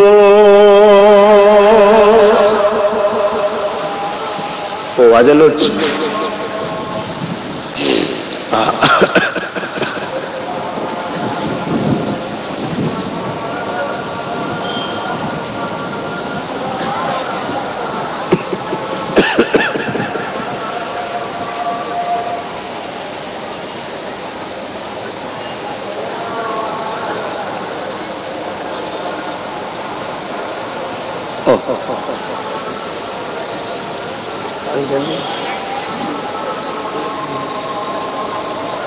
একটু বলিয়ে দেন।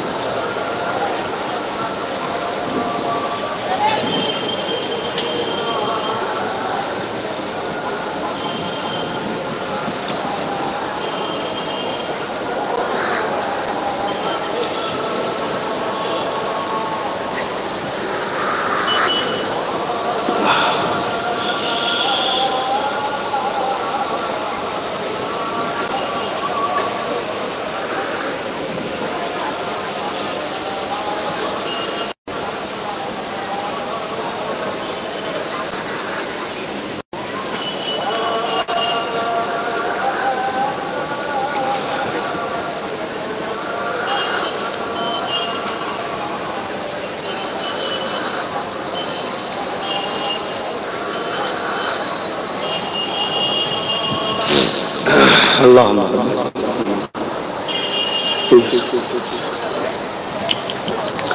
درود شریف اللهم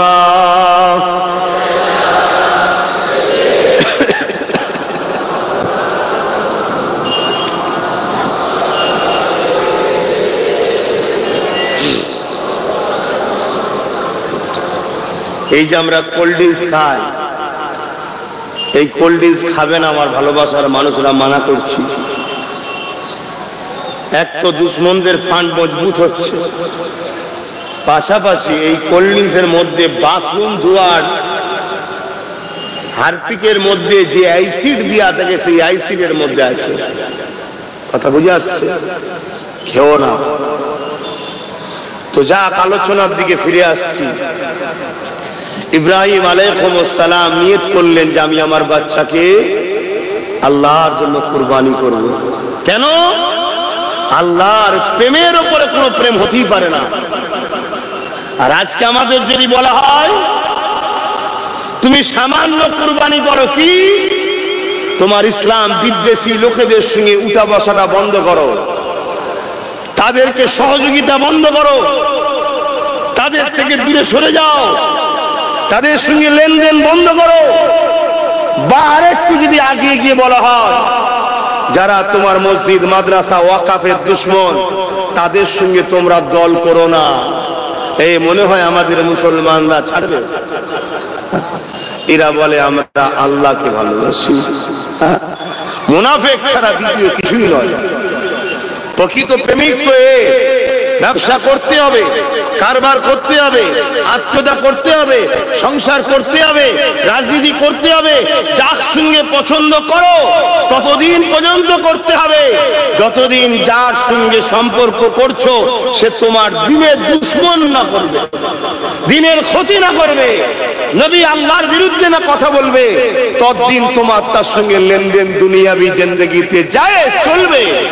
কিন্তু যখনই তুমি তার মধ্যে ইসলাম বিদ্বেষী, আল্লাহ রসুলের বিদ্বেষী কোন কর্মসূচি দেখবে, তারপরে তার সঙ্গে মিশা শরিয়াতে হারাম হয়ে যায়।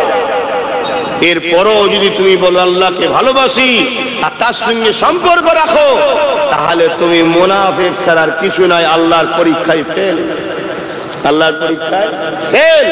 আমি ধন্যবাদ জানাই যখন কেন্দ্র সরকার ওয়াকফ কালা কানুন বিল পাস করেছিল, বিহারের ওই যে পাল্টু, যে ফসে পাল্টি মারে, কি নাম বলেন না, নীতিশের বিজেপিকে সাপোর্ট করে আছে, তার দলের কয়েকজন মুসলিম লোক তারা দল ত্যাগ করেছে। আমি তাদেরকে ধন্যবাদ জানাই, যাদের ঈমান আছে। হ্যাঁ, দল করতে গিয়ে করেছি আলাদা কথা, কিন্তু ততদিন পর্যন্ত ঠিক ছিল যতদিন আমার দিনকে মিটাতে চাইনি। যখন কেন্দ্র সরকার মিটাতে চেয়েছে আর তাকে যদি তুমি সাপোর্ট করো, তার সঙ্গে মিশে থাকো, তাহলে তাকে আর কোনো ইমানদার সাপোর্ট করতে পারে? তার প্রমাণ দিয়েছে। আর আমার রাজ্যে অনেক মোল্লা মুলি সাহেব, পীর পীরজাদা এখনো গুজুর গুজুর করছে, ছাড়তে পারছে না, ছাড়তে পারছে না, এত চাটা চেটেছে, ছাড়তে পারছে। শুনছেন তো নাকি? কথা খারাপ লাগলো? এই কথা খারাপ লাগলো? আমি মসজিদের পক্ষে দাঁড়িয়ে বলছি, মাদ্রাসার পক্ষে দাঁড়িয়ে বলছি, কবরস্থানের পক্ষে বলছি, ঈদগাহ খানকার পক্ষে বলছি। আপনার কষ্ট হয়েছে? যদি কষ্ট হয় আমি আপনাকে বলবো, আপনার ভালোর জন্য বলবো। আপনার ঈমান চলে গেছে, আপনার হুঁশি নাই। কেন আল্লাহর দ্বীনের পক্ষে দাঁড়িয়ে কথা বললে আপনার ব্যথা হয় না, আপনার ব্যথা হয়। অথচ যখন বলে কবরস্থান মসজিদ মাদ্রাসার হয়ে কথা বলা যাবে না, তখন আপনার ব্যথা হয় না। তার বিরুদ্ধে জানতে হবে আপনি আমাদের আর নাই, আপনি ইজিপ্টের হয়ে গেছেন। এরা যদি কারবালার মঠে থাকতো, এরা ইমাম হোসাইনের সাথ দিত না, এরা এজিদেরই সাথ দিত। ইতিহাস তো এই জন্যই ঘটেছে, ইতিহাস তো এই জন্যই ঘটেছে। হতে পারে আমাকে ভালোবাসছেন, কাউকে ভালোবাসছেন, ততদিন পর্যন্ত ঠিক আছে যতদিন আপনি রাজনীতি করবেন।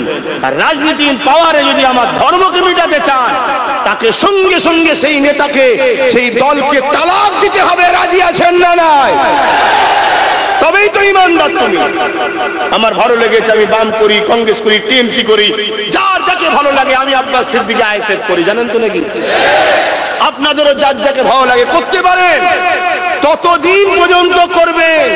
বাম হোক, কংগ্রেস হোক, টিএমসি হোক, আর বিজেপি তো করা আগে থেকেই হারাম, চলবে না। কথা বুঝছেন না? বোঝেন না?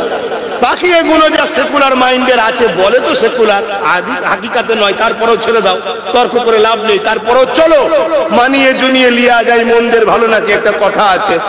কিন্তু ততদিন পর্যন্ত ঠিক আছে যতদিন এরা আমার ধর্মের ক্ষতি করবে না। তোকে আমার ধর্ম মানতে বলছি না, তুই তোর টালে থাক, আমি আমার টালে থাকি। তুই ক্ষমতায় বসেছিস, রাজনীতি তো রাষ্ট্র, রাষ্ট্রবাসীর সেবার নাম। তুমি রাজনীতি ছেড়ে দিয়ে আর তুমি পাওয়ারের জন্য যখন বলবে যে আমার বাংলায় ওয়াকফ নিয়ে আন্দোলন করলে সব থেকে বড় দুশ্মন হব, আমার মনে হয় এই কথাটা শোনার পরে প্রত্যেকটা ইমাম, প্রত্যেকটা আলেম, প্রত্যেকটা মুফতি, প্রত্যেকটা পীর, প্রত্যেকটা পীরজাদা, প্রত্যেকটা মুসলমানের উচিত এদেরকে ডিভোর্স দিয়া, তালাক দিয়া দরকার আছে না নাই? এরপরেও যদি কোনো মুসলমান বলে না বিজেপিকে রুখতে কে দরকার, জানতে হবে ও মুসলিম সুরাতে হয় মুনাফিক, আর না হয় মুসলিম সুরাতে মূলত বেঈমান। ওদেরই আমাদেরকে বোকা বানায় বলে সেজে আছে। 3 নম্বর কিছু হতে পারে না। কেন কাউকে রুকা আর কাউকে আনা, এটা কোন মানুষের হাতে আল্লাহ দেয়নি, ওটা সৃষ্টিকর্তার কুদরতি হাতে আছে। এই কথা বলাই বড় গুনাহ হবে। শুনছেন না শুনছেন? আমরা সবাই জানি কেন্দ্র সরকার আমাদের দুশমন, জানেন না জানেন না? আচ্ছা, সে আমাদের কাছে কখনো এসে যদি বলে 500 কোটি টাকা দিচ্ছি, ভোট হবে? 1000 কোটি দিচ্ছি, 5000, কেন? আমি জানি তুমি বদমাইশ, তুমি আমাদের দুশমন, তাই তো নাকি? কেন? চিনি একে। কিন্তু কেউ যদি বলে যে এখন আমি বাংলায় ক্ষমতা দেখাতে পারবো না, কেন? বাংলায় 40% মুসলমান, শুনছেন তো নাকি? তা এক কাজ করো, তুমি বাংলাতে মুসলিম দরদি দে, তোমার আঁচলের তলাতে আমাদের ছেলেদের সব জন বড় করো, চাষ করো। শুনছেন না শোনেন না? সময় যেই আসবে আমাদের ছেলেগুলো বড় হয়ে যাবে, তার মানে কি সব জায়গায় সংগঠন তৈরি হয়ে যাবে, তখন তুমি কেজরিওয়ালের মতো সরে গিয়ে আমাকে জায়গাটা করে দেবে। কথা ঢুকছে না লোকে? দিল্লি থেকে কংগ্রেসকে কেউ হাঁটাতে পারছিল না, বিজেপি দেখলো এই ডাইরেক্ট আমি পারবো না, এটা সেকুলার মুখকে দে, কেজরিওয়াল এলো, এই ফ্রি মুসলমান দরদ দেখিয়ে হাত দেখিয়ে আস্তে আস্তে সব চাষ করছে। শুনছেন তো নাকি? চাষ যেই হয়ে গেল, টুক করে সরে গেল, ওখানে বিজেপি ঢুকে গেল। ঠিক রাজ্যে তো চাষ চলছে। আমি আপনাকে বলছি, কথা মিলিয়ে নেবেন, মিলিয়ে নেবেন। যদি ওরা সার্ভে করছে, যদি দেখে 26-এ চাষ হয়ে গেছে, তাহলে মনে রাখবেন এ সরে যাবে, ওরা চলে আসবে। আর যদি চাষ এখনো বাকি আছে, মানে ঠিক সংগঠন এখনো মজবুত হয়নি, ছেলেরা শক্তিশালী এখনো হয়নি, তাহলে কি করবে জানেন?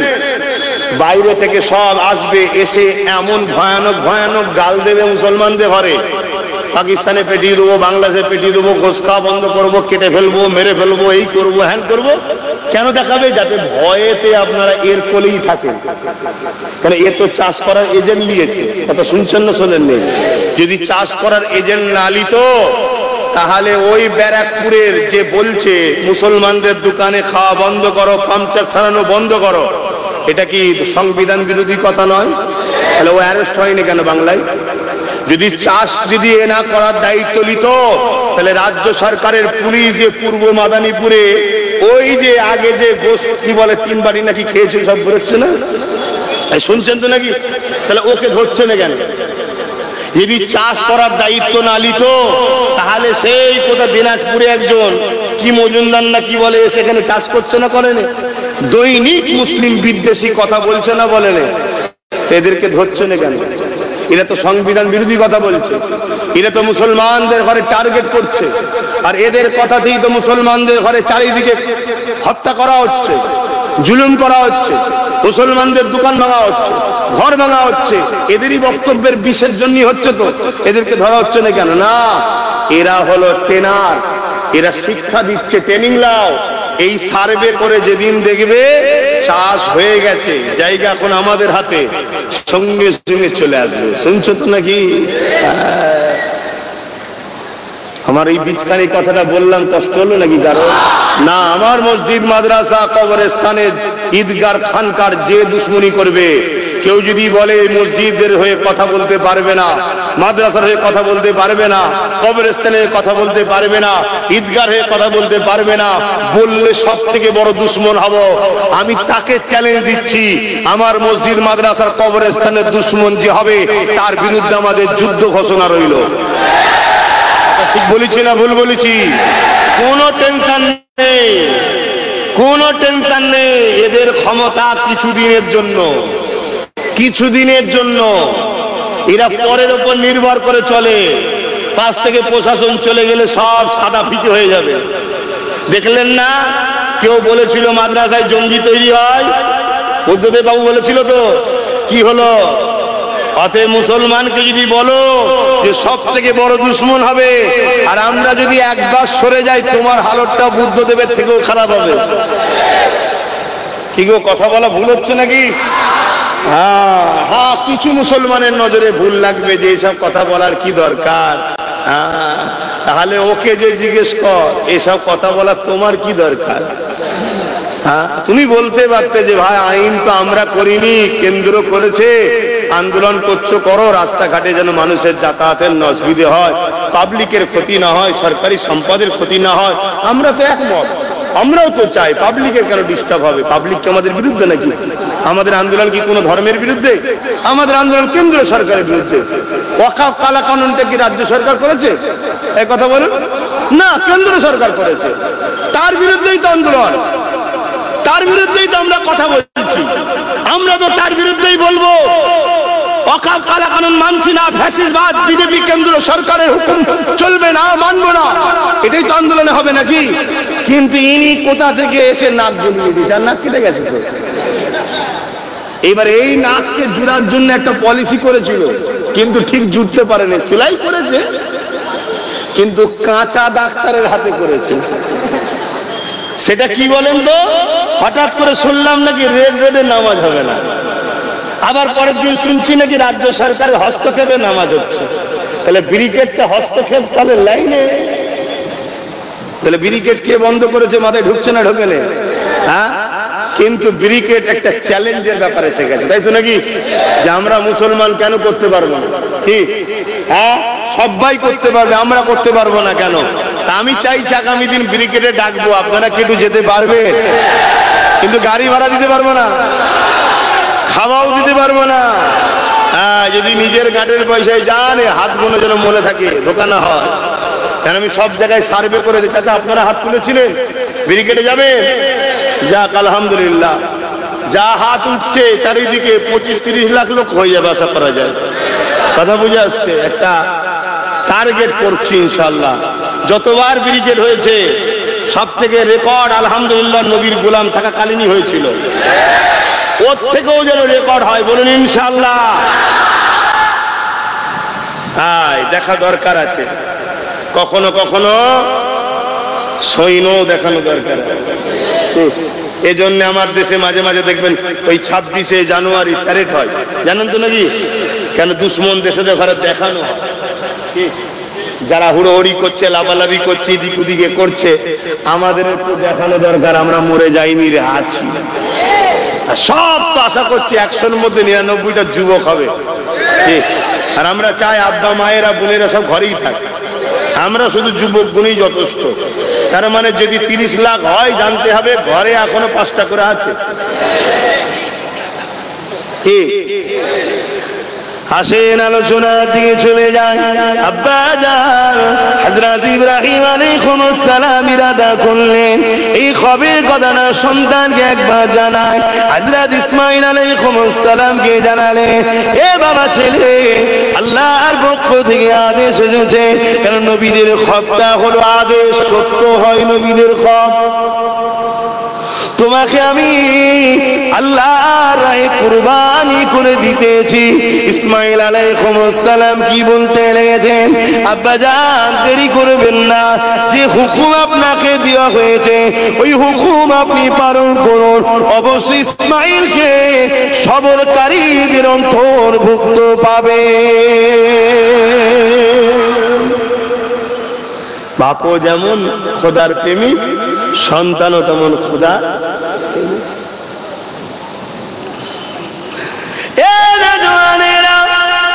হযরত ইসমাঈল আলাইহিস সালামকে স্ত্রীকে বললো রেডি করে দিতে। আম্মা জান হাজেরা হুজুর রেডি করে দিলেন। ইসমাঈল আলাইহিস সালামকে নিয়ে রওনা দিতে লাগলেন।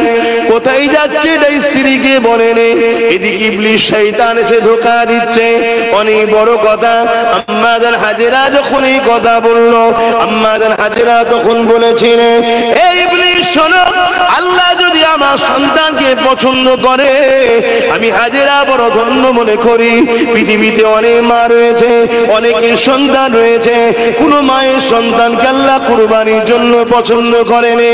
হাজেরা সন্তানকে আল্লাহ পছন্দ করেছে, এর জন্য হাজেরা নিজেকে বড় ধন্য মনে করে।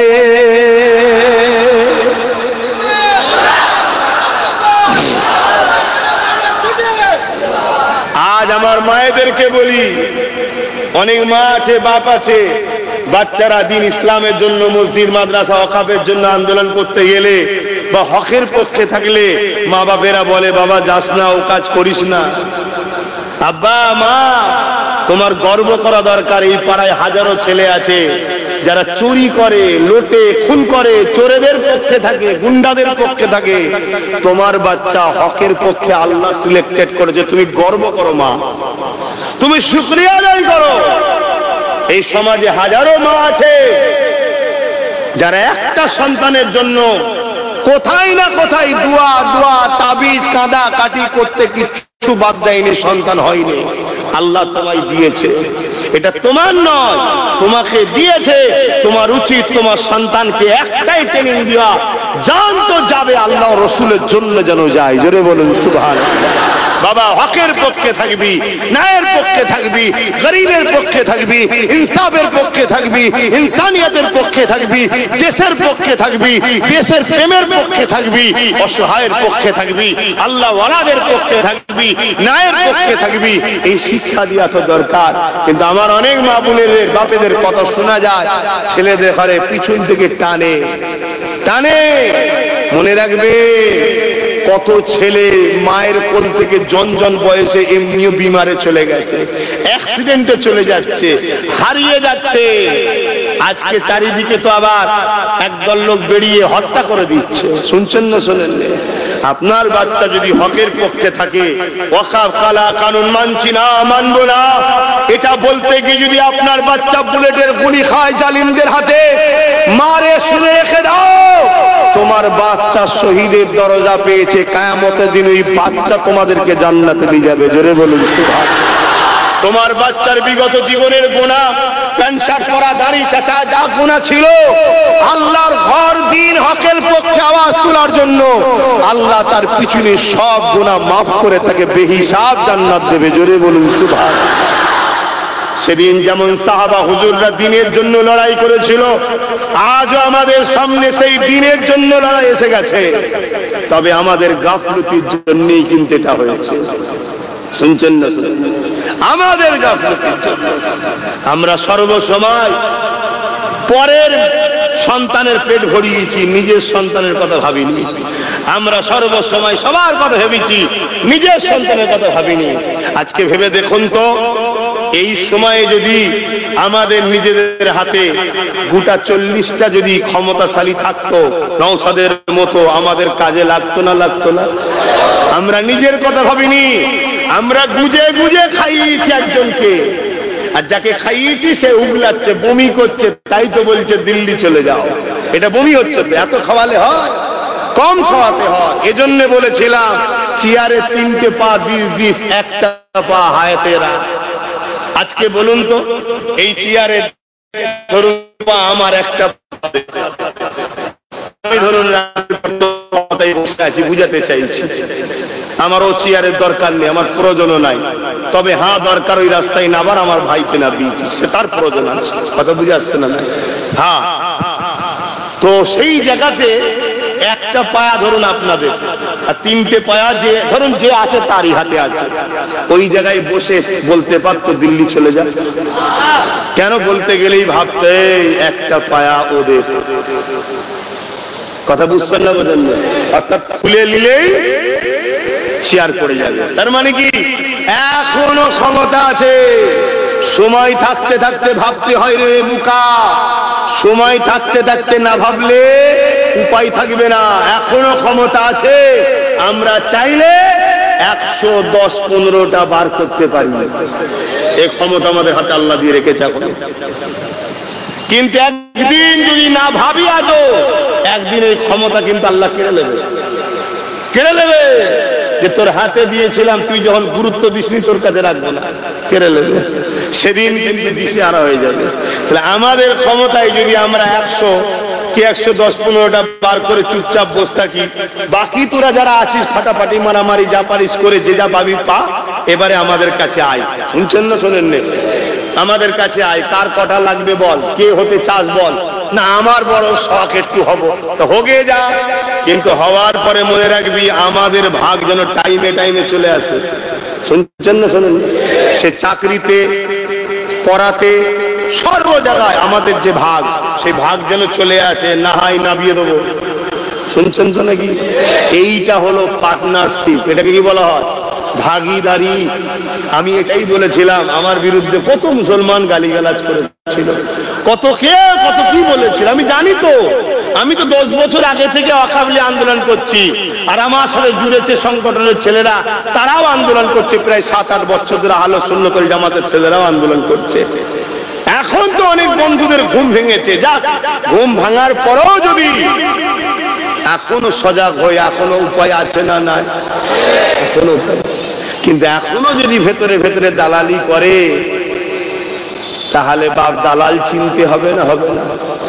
আমার কথা খারাপ নেবেন না, একটা কথা বলবো, খারাপ নেবেন না তো। এই জাতটা সব থেকে বড় ক্ষতি করেছে মুনাফেক উলামা আর মুনাফেক নেতারা, যারা মুসলিম সুরাতে কিন্তু গাদ্দার। এমন উলামা আছেন না? মুসলিম দেখতে কিন্তু গাদ্দার নেতা লিডার, যাদেরকে আমাদের বিপদে একটাও কথা পাওয়া যায়নি, মরে গেছে না বেঁচে আছে খবরও পাওয়া যায় না। শুনছেন না শোনেন? এই জাতটা সবচেয়ে বেশি ক্ষতি করেছে। আর এটাই তো প্ল্যান মাফিক করানো হয়েছে, এটাই তো প্ল্যান মাফিক করানো হয়েছে। কত অমুসলিম মুসলমান হচ্ছে না, হয়নি? তাহলে একটা দুটো মুসলমানও অমুসলিম হচ্ছে না, হয়নি? সেইগুলো যাচ্ছে কোথায়? সেইগুলোকে মুসলমানই রাখা আছে। আমাদের যে ভাগটা আছে সেই জায়গা থেকে তাদেরকে সমস্ত সহযোগিতা করে ক্ষমতায় আনা হচ্ছে। নামকে সুরাতে মুসলমান, কিন্তু হাকিকাতে তাদের। আর আমরা যখনই কিছু করতে যাই, তখন সেই মুনাফিক মুসলমানগুলো আমাদের নামে মিথ্যা কেস দেয়। আর আজ আমার মসজিদ, আমার মাদ্রাসা, আমার কবরস্থান, আমার ঈদগাহ বিপদের সম্মুখীন হয়েছে। কেন্দ্র সরকার বুলডোজার দিয়ে ভেঙে সব দখল করে কর্পোরেট পুঁজিপতিদের হাতে তুলে দিতে চাইছে। এখন সেই মুসলিম নেতাদের মুখে আর কোনো কথা আছে? আন্দোলনে দেখা যায়। আর যদিও বা আমার উলামা ভাইগুলো আন্দোলনে নেমেছিল, আমাদের রাজ্য সরকার যেই বলেছে দুশ্মন হয়ে যাব, সব যেন কেমন ঝিমিয়ে বলেছে। শুনছেন না শোনেন? আমি দাওয়াত দিচ্ছি সেই সকল উলামা ভাইদের, ঘাবড়াবেন না, গিয়ে শোন। কোনো ভাই খাওয়ার কিছু নেই, আমরা কারো খরিদ্দারি গোলাম নয়, আমরা মুহাম্মদ রসুলের দিনের খাদেম। তা শুন, গিয়া শোন, ঐক্যবদ্ধ হই আমরা। আমাদের ওয়াকাফ, আমাদের মসজিদ, আমাদের কবরস্থান, আমাদের ঈদগাহ, যেখানে আপনাদের বাপ দাদুর কবর হয়ে আছে, সেই জায়গাকে কেউ উদ্ধার, কেউ জুলুম করে ভেঙে দিক, সেটা আমরা হতে দেব না। ঠিক না বেঠিক গো? এর জন্য বাপ 3টে রাস্তা আছে।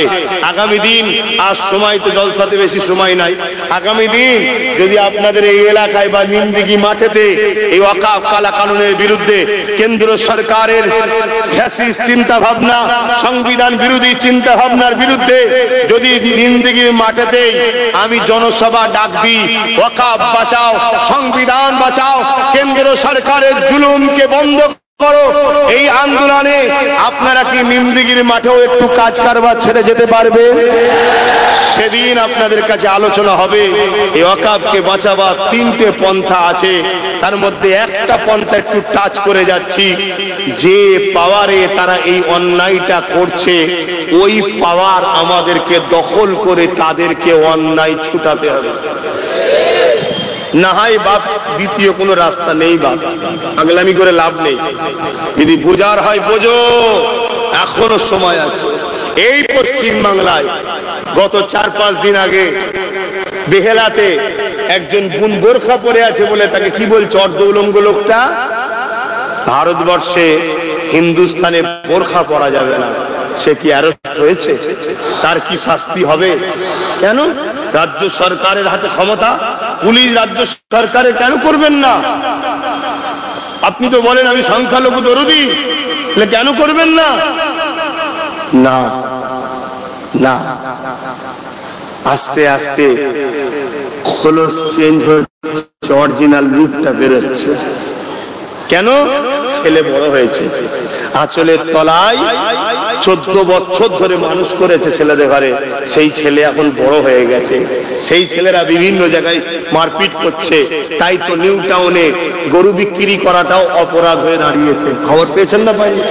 হ্যাঁ, শোনো শোনো শোনো, খবর একটু রাখো। আব্বাস সিদ্দিকী ভুলের ওপরে নাই, আব্বাস সিদ্দিকী ভুলের ওপরে নাই। বোঝার চেষ্টা করে ভাইরা আমার, ভালো তারে বোঝে। কটিয়াবে। হযরত ইসমাঈল আলাইহিস সালাম তিনি আল্লাহর প্রেমে নিজের জানকে কুরবানি করতেও রাজি হয়ে গেলেন। জোরে বলুন সুবহানাল্লাহ। আর আজকে আমরা এক হলে, আমি এখনো বলছি, আমরা যদি এই মুহূর্তে এক হয়ে যাই আর নিজেদের রাজ শক্তি শুধু এক হয়ে হই হই করলে হবে না, ওই মৌলভী সাহেবদের মতো চলো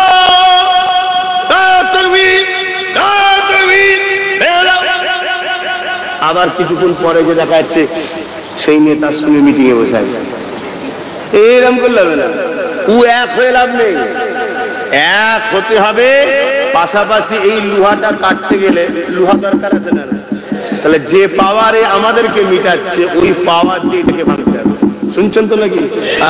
এক হয়ে এটা করতে হবে। এমনি আব্বাস সিদ্দিকী তার প্রাণ প্রিয় ভাইটাকে রাজনীতিতে নামাইনি, এমনি করিনি। হ্যাঁ, ও রাস্তার থেকে আমার রাস্তাটা বেশি আরামের, জানেন না? জানেন না? এ রাস্তায় সম্মান বেশি। এই দেখুন, এতগুলো লোক জড়ো করতে গেলে খরচ করতে হতো, আর আমাকে খরচ করতে হয়নি, পর্যন্ত আমায় খরচ দেবে। ভুল বলছি নাকি? ও তো বসে থাকতে পারত আরো 50টা হুজুরের মতো, কিন্তু না, আমি মনে করি আল্লাহর রহমত যে ওর মাথায় ঢুকে গেছে, ও নেবেছে। ও তো বলতে পারতো না ভাই আমি পারবো না, আমি ওসব লাইন কিছু বুঝিনি, পড়াশোনা করেছি সবে শেষ হয়েছে, এখন খেলাধুলার বয়স, জলসাও করতে নামিনি, লোক আমাকে চেনেও না, ঠিক না বেটি? এখন নাই সবাই চিনে গেছে, ঠিক না বেটি? কিন্তু আল্লাহর পক্ষ থেকে সাহায্য আমাদের উপরে যে ওর রাজি হয়ে গেছে। শুনছেন? 42 দিনটা জেল খাটলো। কত মামলা, মিথ্যা মিথ্যা ভাবে মামলা। একটু ভাবতে হবে ভাই, ভাবতে হবে। হযরত ইসমাঈল আলাইহিস সালাম বাপের সাথে রওনা দিলেন। মা ধোঁকা দিচ্ছে ইবলিস, মা খুশি যে আল্লাহ যদি চাই আলহামদুলিল্লাহ আল্লাহর রাস্তায় যাচ্ছে। যাক, অনেক বড় কথা। ইব্রাহিম আলাইহিস সালাম ইসমাঈল আলাইহিস সালামকে জমিনে শুইয়ে দিলেন। এক রাতের মধ্যে আছে হালকা করে মাথার এই জায়গার চুলটা ধরে মাথাটাকে এরকম আসমান মুখ করে তলা থেকে এইভাবে অস্ত্রটা দিয়েছিল। শুনছেন? এভাবে, যাতে এইভাবে কাটা যায়। কিন্তু ইসমাঈল আলাইহিস সালাম বলেছিলেন, আব্বা আপনি চোখে একটা কিছু বেঁধে নেন, যত বাপ বেটার সম্পর্ক, তাই না? আমি জানি আপনি আল্লাহকে সব থেকে বেশি ভালোবাসেন, আমিও ভালোবাসি, এ কুরবানি হতে আমি রাজি আছি, কিন্তু একবার যদি হাতটা লড়ে যায়, না জানি কিয়ামতের দিন আল্লাহ যদি বলে তোমার হাতটা একটু কেঁপেছিল কেন, ওটাও আমি চাই না। তাই আপনি চোখে বেঁধে নেন। বেঁধে নেওয়ার পরে যখন অস্ত্র চালালেন, আল্লাহ অস্ত্রকে বলে দিল ইসমাঈলের গলায় চলবি না। জোরে বলুন সুবহানাল্লাহ। জবাই হচ্ছে না। ইব্রাহিম আলাইহিস সালাম চোখ খুলে ওটা পাথরে আঘাত করলেন, অস্ত্রটাকে এত ধার ছিল পাথরটা দুটুকরো হয়ে কেটে গেল, কিন্তু ইসমাঈল হুজুরের গলাতে চলছে না। জোরে বলুন সুবহানাল্লাহ। দ্বিতীয়বার আবার ইসমাঈল আলাইহিস সালাম আবার ওইভাবে চালালেন, একই অবস্থা, চলল না। তৃতীয়বারে যখন চালাতে লাগলেন, বিসমিল্লাহি আল্লাহু আকবার বলে যেই অস্ত্র চালিয়েছে, ভাই একটা জিনিস যখন কাটে জবাই হয় বোঝা যায় না, যায় না। ইব্রাহিম আলাইহিস সালাম পুরো জবাই হচ্ছে, ইসমাঈল সাল্লাম এই নিয়েতে তরোয়াল চালিয়েছে, জবাই হয়ে গেছে, অস্ত্র হাত খুনে ভরে গেছে। ইসমাঈল ইব্রাহিম আলাইহিস সালাম চোখের পট্টি খুলে আসমানের দিকে মুখ তুলে বলছে, আল্লাহ আমার অন্তরে আপনি ছাড়া দ্বিতীয় আমার সন্তানও নাই। জোরে বলুন সুবহানাল্লাহ, আরো জোরে বলুন সুবহানাল্লাহ। ইসমাঈল আলাইহিস সালাম জানে, ইব্রাহিম সাল্লাম জানে বাচ্চা শহীদ হয়ে গেছে, জবাই হয়ে গেছে, কিন্তু আল্লাহর মর্জিটা ছিল আলাদা। আল্লাহর মর্জি ছিল ইব্রাহিমের প্রেমের পরীক্ষা, এবং আমাদের জন্য শিক্ষার মডেল হলো ইব্রাহিম সাল্লাম, ইসমাঈল আলাইহিস সালাম। শুনছেন তো? তাই যখন ইব্রাহিম সাল্লাম এবারে নিচে বাচ্চার দিকে তাকাতে গেছে, দেখছে বাচ্চা দাঁড়িয়ে আছে, জান্নাত থেকে একটা পশু আল্লাহ পাঠিয়ে সেটাকে দিয়ে ফেরেশতা দ্বারা সেটা জবাই হয়েছে। জোরে বলুন সুবহানাল্লাহ। সেই সিস্টেম, সেই ধারাবাহিকতা আজও চলে আসছে। মনে রাখবেন এই কুরবানি গোশত রক্ত চামড়া লিবার জন্য আল্লাহ দিতে বলেনি, এ কোনোটাই আল্লাহ নেন না। আল্লাহ দেখে তোমার অন্তর, অর্থাৎ আমি আল্লাহর জন্য দিচ্ছি, এই প্রেমটা দেখে। কিন্তু সেই প্রেম আমাদের মধ্যে আছে তো? আমাদের তো রেসারেসি না দিলে নয়। ও দিয়েছে এত টাকার, আমাকে দিতে হবে এত টাকা। কি এই রেসারেসি করে টাকা নষ্ট করে লাভ নাই। আল্লাহর জন্য দিচ্ছি, আল্লাহর প্রেমে দিচ্ছি, সেই তাওয়াক্কা রেখে এই কুরবানি করতে হবে, তবেই আল্লাহ এটা কবুল করবে। আসেন আব্বা জান, স্মৃতি আমরা উদযাপন করেছি, যতদিন বাঁচবে আল্লাহ দিওয়াকে এই স্মৃতি বানানো ওয়াজিব আল্লাহ করে দিয়েছে। এর আগে আর একটা কথা বলছিলাম, পুরো হজটা হলো ইব্রাহিম আলাইহিস সালাম এবং তিনার পরিবারদের স্মৃতি। এ যুবকেরা, তরুণেরা, বাপেরা, এই হজের মধ্যে কি হয়? প্রথম নম্বর বললাম ইহরাম পড়তে হবে। এরপরে আপনি কাবা শরীফকে যখন দেখবে, প্রথম নজরে যেটা দেখে চাইবে আল্লাহ পাক কাবা দেখার নজরানা হিসাবে আপনার সেই দোয়াটা কবুল করে নেয়। এই যুবকেরা, তরুণেরা, এরপরে কি হবে? আপনি মাতাবে নেমে যাবে, এমন করে হাজারে আসওয়াদকে বাঁদিকে রেখে তার এক কদম দু কদম আগে থেকে আপনি তবে নিয়তটা শুরু করে নিলে, হাজারে আসওয়াদে চুমা দিলে, চুমা যদি ঠোঁট দিয়ে দিতে পারেন ভালো, না হয় হাত থেকে যদি হাতে দিতে পারেন ভালো, তাও যদি না পারেন দূর থেকে ইশারা করে চুমা দেওয়া যাবে। এরপরে কি হবে? এ যুবকেরা, আপনি তওয়াফ শুরু করে দিলে, 7 চক্কর অর্থাৎ এই সব শুরু করে আবার হাজারে আসওয়াদ পর্যন্ত আসবেন। 1 চক্কর হয়ে গেল, এইভাবে 7 চক্কর হয়ে যাবার পর আল্লাহ পাক এবারে কি কাজ আছে? আমার আল্লাহ বলেন, মাকাম ইব্রাহিমকে সামনে রেখে, কাবার দিকে মুখ করে মাকাম ইব্রাহিমকে সামনে রেখে আমি আল্লাহ আমার জন্য দূরে কাত ওয়াজিব নামাজ পড়। ও রব্বি আল্লাহ, মাকামে ইব্রাহিমকে কেন সামনে রাখবো?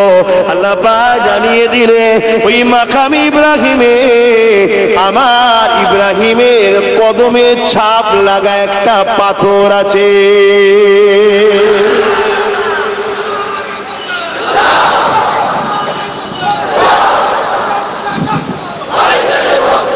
অনেকে ফতোয়া দেয় বাপ মাকে কদম মুসি করলে নাকি শিরক হবে, উস্তাদ পীর মাশায়েখকে কদম মুসি করলে নাকি শিরক হবে।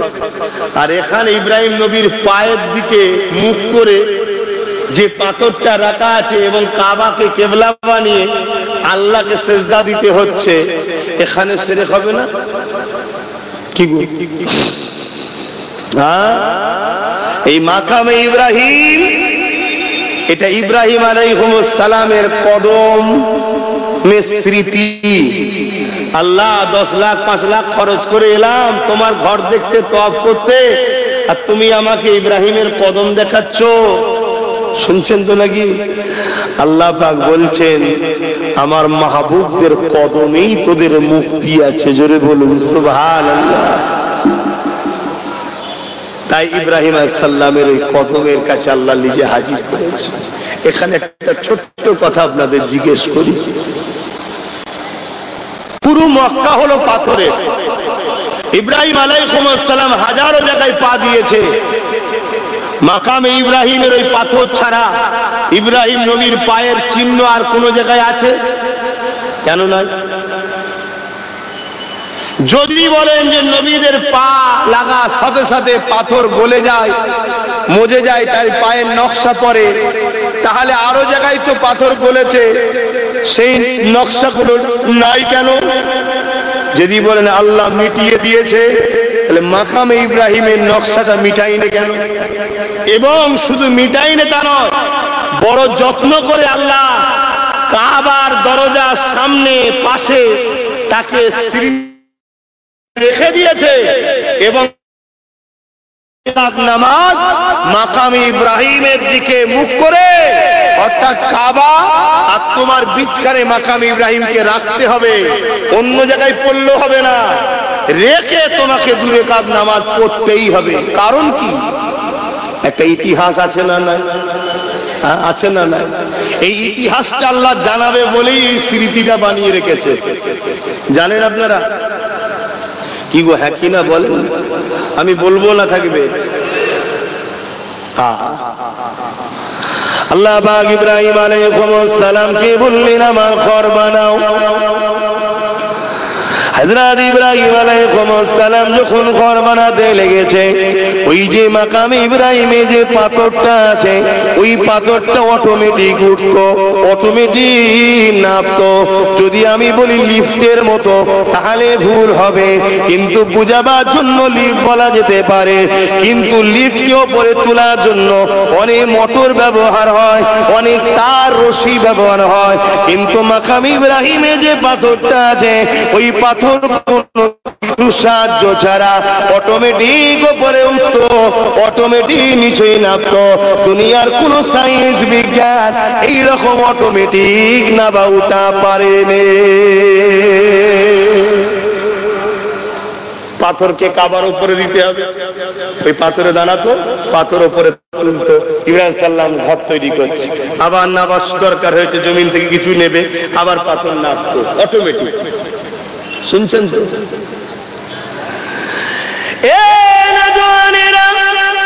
কাবা ঘর বানানো হয়ে যায়, আল্লাহ পাকের কাছে ইব্রাহিম আলাইহিস সালাম দোয়া চাইতে লাগলেন, ও রব্বি আল্লাহ পাক, আপনার ঘর বানানো হয়ে গেছে আল্লাহ, আল্লাহ আপনি আমাকে মজুরি দেন আল্লাহ, আপনি আমাকে বিনিময় দেন আল্লাহ।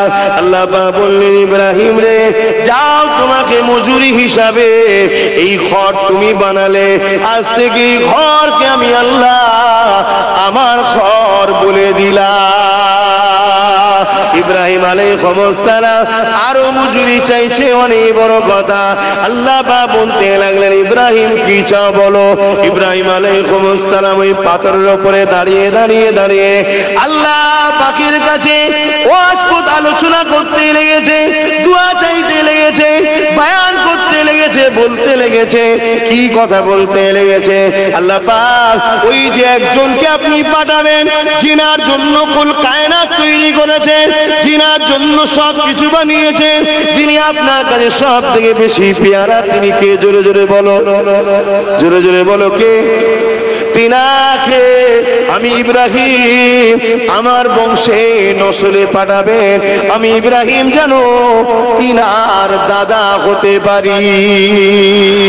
এই যুবকেরা, তরুণেরা, আল্লাহ পাক বলতে লাগলেন, এ পাথর আমার হাবিবের আলোচনা হচ্ছে, আমার হাবিবের মিলাদ হচ্ছে, আমার হাবিবের আগমনের আলোচনা হচ্ছে। এ পাথর, এই লম্হাটাকে তুই তো সিনার মধ্যে স্মৃতি বানিয়ে এলে, এই টাইমটাকে তুই তোর বুকের মধ্যে স্মৃতি বানিয়ে এলে, এই সময়টাকে তুই তোর পাথরের মধ্যে রক্ষিত করে নে। আমি আল্লাহ তোকেও তাহলে রক্ষিত করে রাখবো। কিয়ামত পর্যন্ত যত লোক হজ করতে আসবে সবাইকে আমি আল্লাহ দেখাবো এই পাথরের উপরে দাঁড়িয়ে দাঁড়িয়ে দাঁড়িয়ে হযরতে সাইয়্যিদুনা ইব্রাহিম আমার হাবিবের মিলাদ করেছিল। আরো জোরে বলুন সুবহান আল্লাহু আকবার। তাহলে আমার নবীর মিলাদ 7000 বছর আগে আল্লাহ নবী সাইয়্যিদুনা ইব্রাহিম সাল্লাম করেছেন, তার স্মৃতি আল্লাহ রেখে দিয়েছে। তাহলে আমরা সেই নবীর মিলাদ করব না করব না? আমার কিছু মুসলিম ভাইয়েরা আপত্তি করে, এখন ঝগড়া করব না, আমি এতটুকু বলবো, আল্লাহ সেই ভাইদের ঘরেও আমাদের করে দেন, মিলাদুন নবী করার তৌফিক দেন, বলুন আমিন। আমার সেই ভাইদের ঘরেও বুঝার তৌফিক দেন। আরে মিলাদ তো একজনের হয় না, তিনি হলেন আল্লাহর। কেন আল্লাহর মিলাদ হয় না? আল্লাহ কি জন্ম নিয়েছে নাকি? তাহলে মিলাদ হবে কেন? কথা বুঝে আসছে? মিলাদ করেই তো প্রমাণ করে দিই নবী আল্লাহ নয়, তাই তো মিলাদ হয়। জোরে বলুন সুবহানাল্লাহ। মিলাদ শব্দের বাংলা মানে হলো জন্ম সার্টিফিকেট। যেমন আমাদের থাকে না জন্ম সার্টিফিকেট, আরবিতে বলা হয় মাউলুদ। কথা মাথায় ঢুকছে? বার্থ সার্টিফিকেট ইংলিশে বলে তো নাকি, আরবে গিয়ে সব সার্টিফিকেট লেখা আছে মিলাদ অর্থাৎ মাউলুদ। এটা মৌলুদের সার্টিফিকেট, তার জন্ম বৃত্তান্ত কোথায় হয়েছে, কত তারিখে হয়েছে, কি হয়েছে, এসব লিখা থাকে।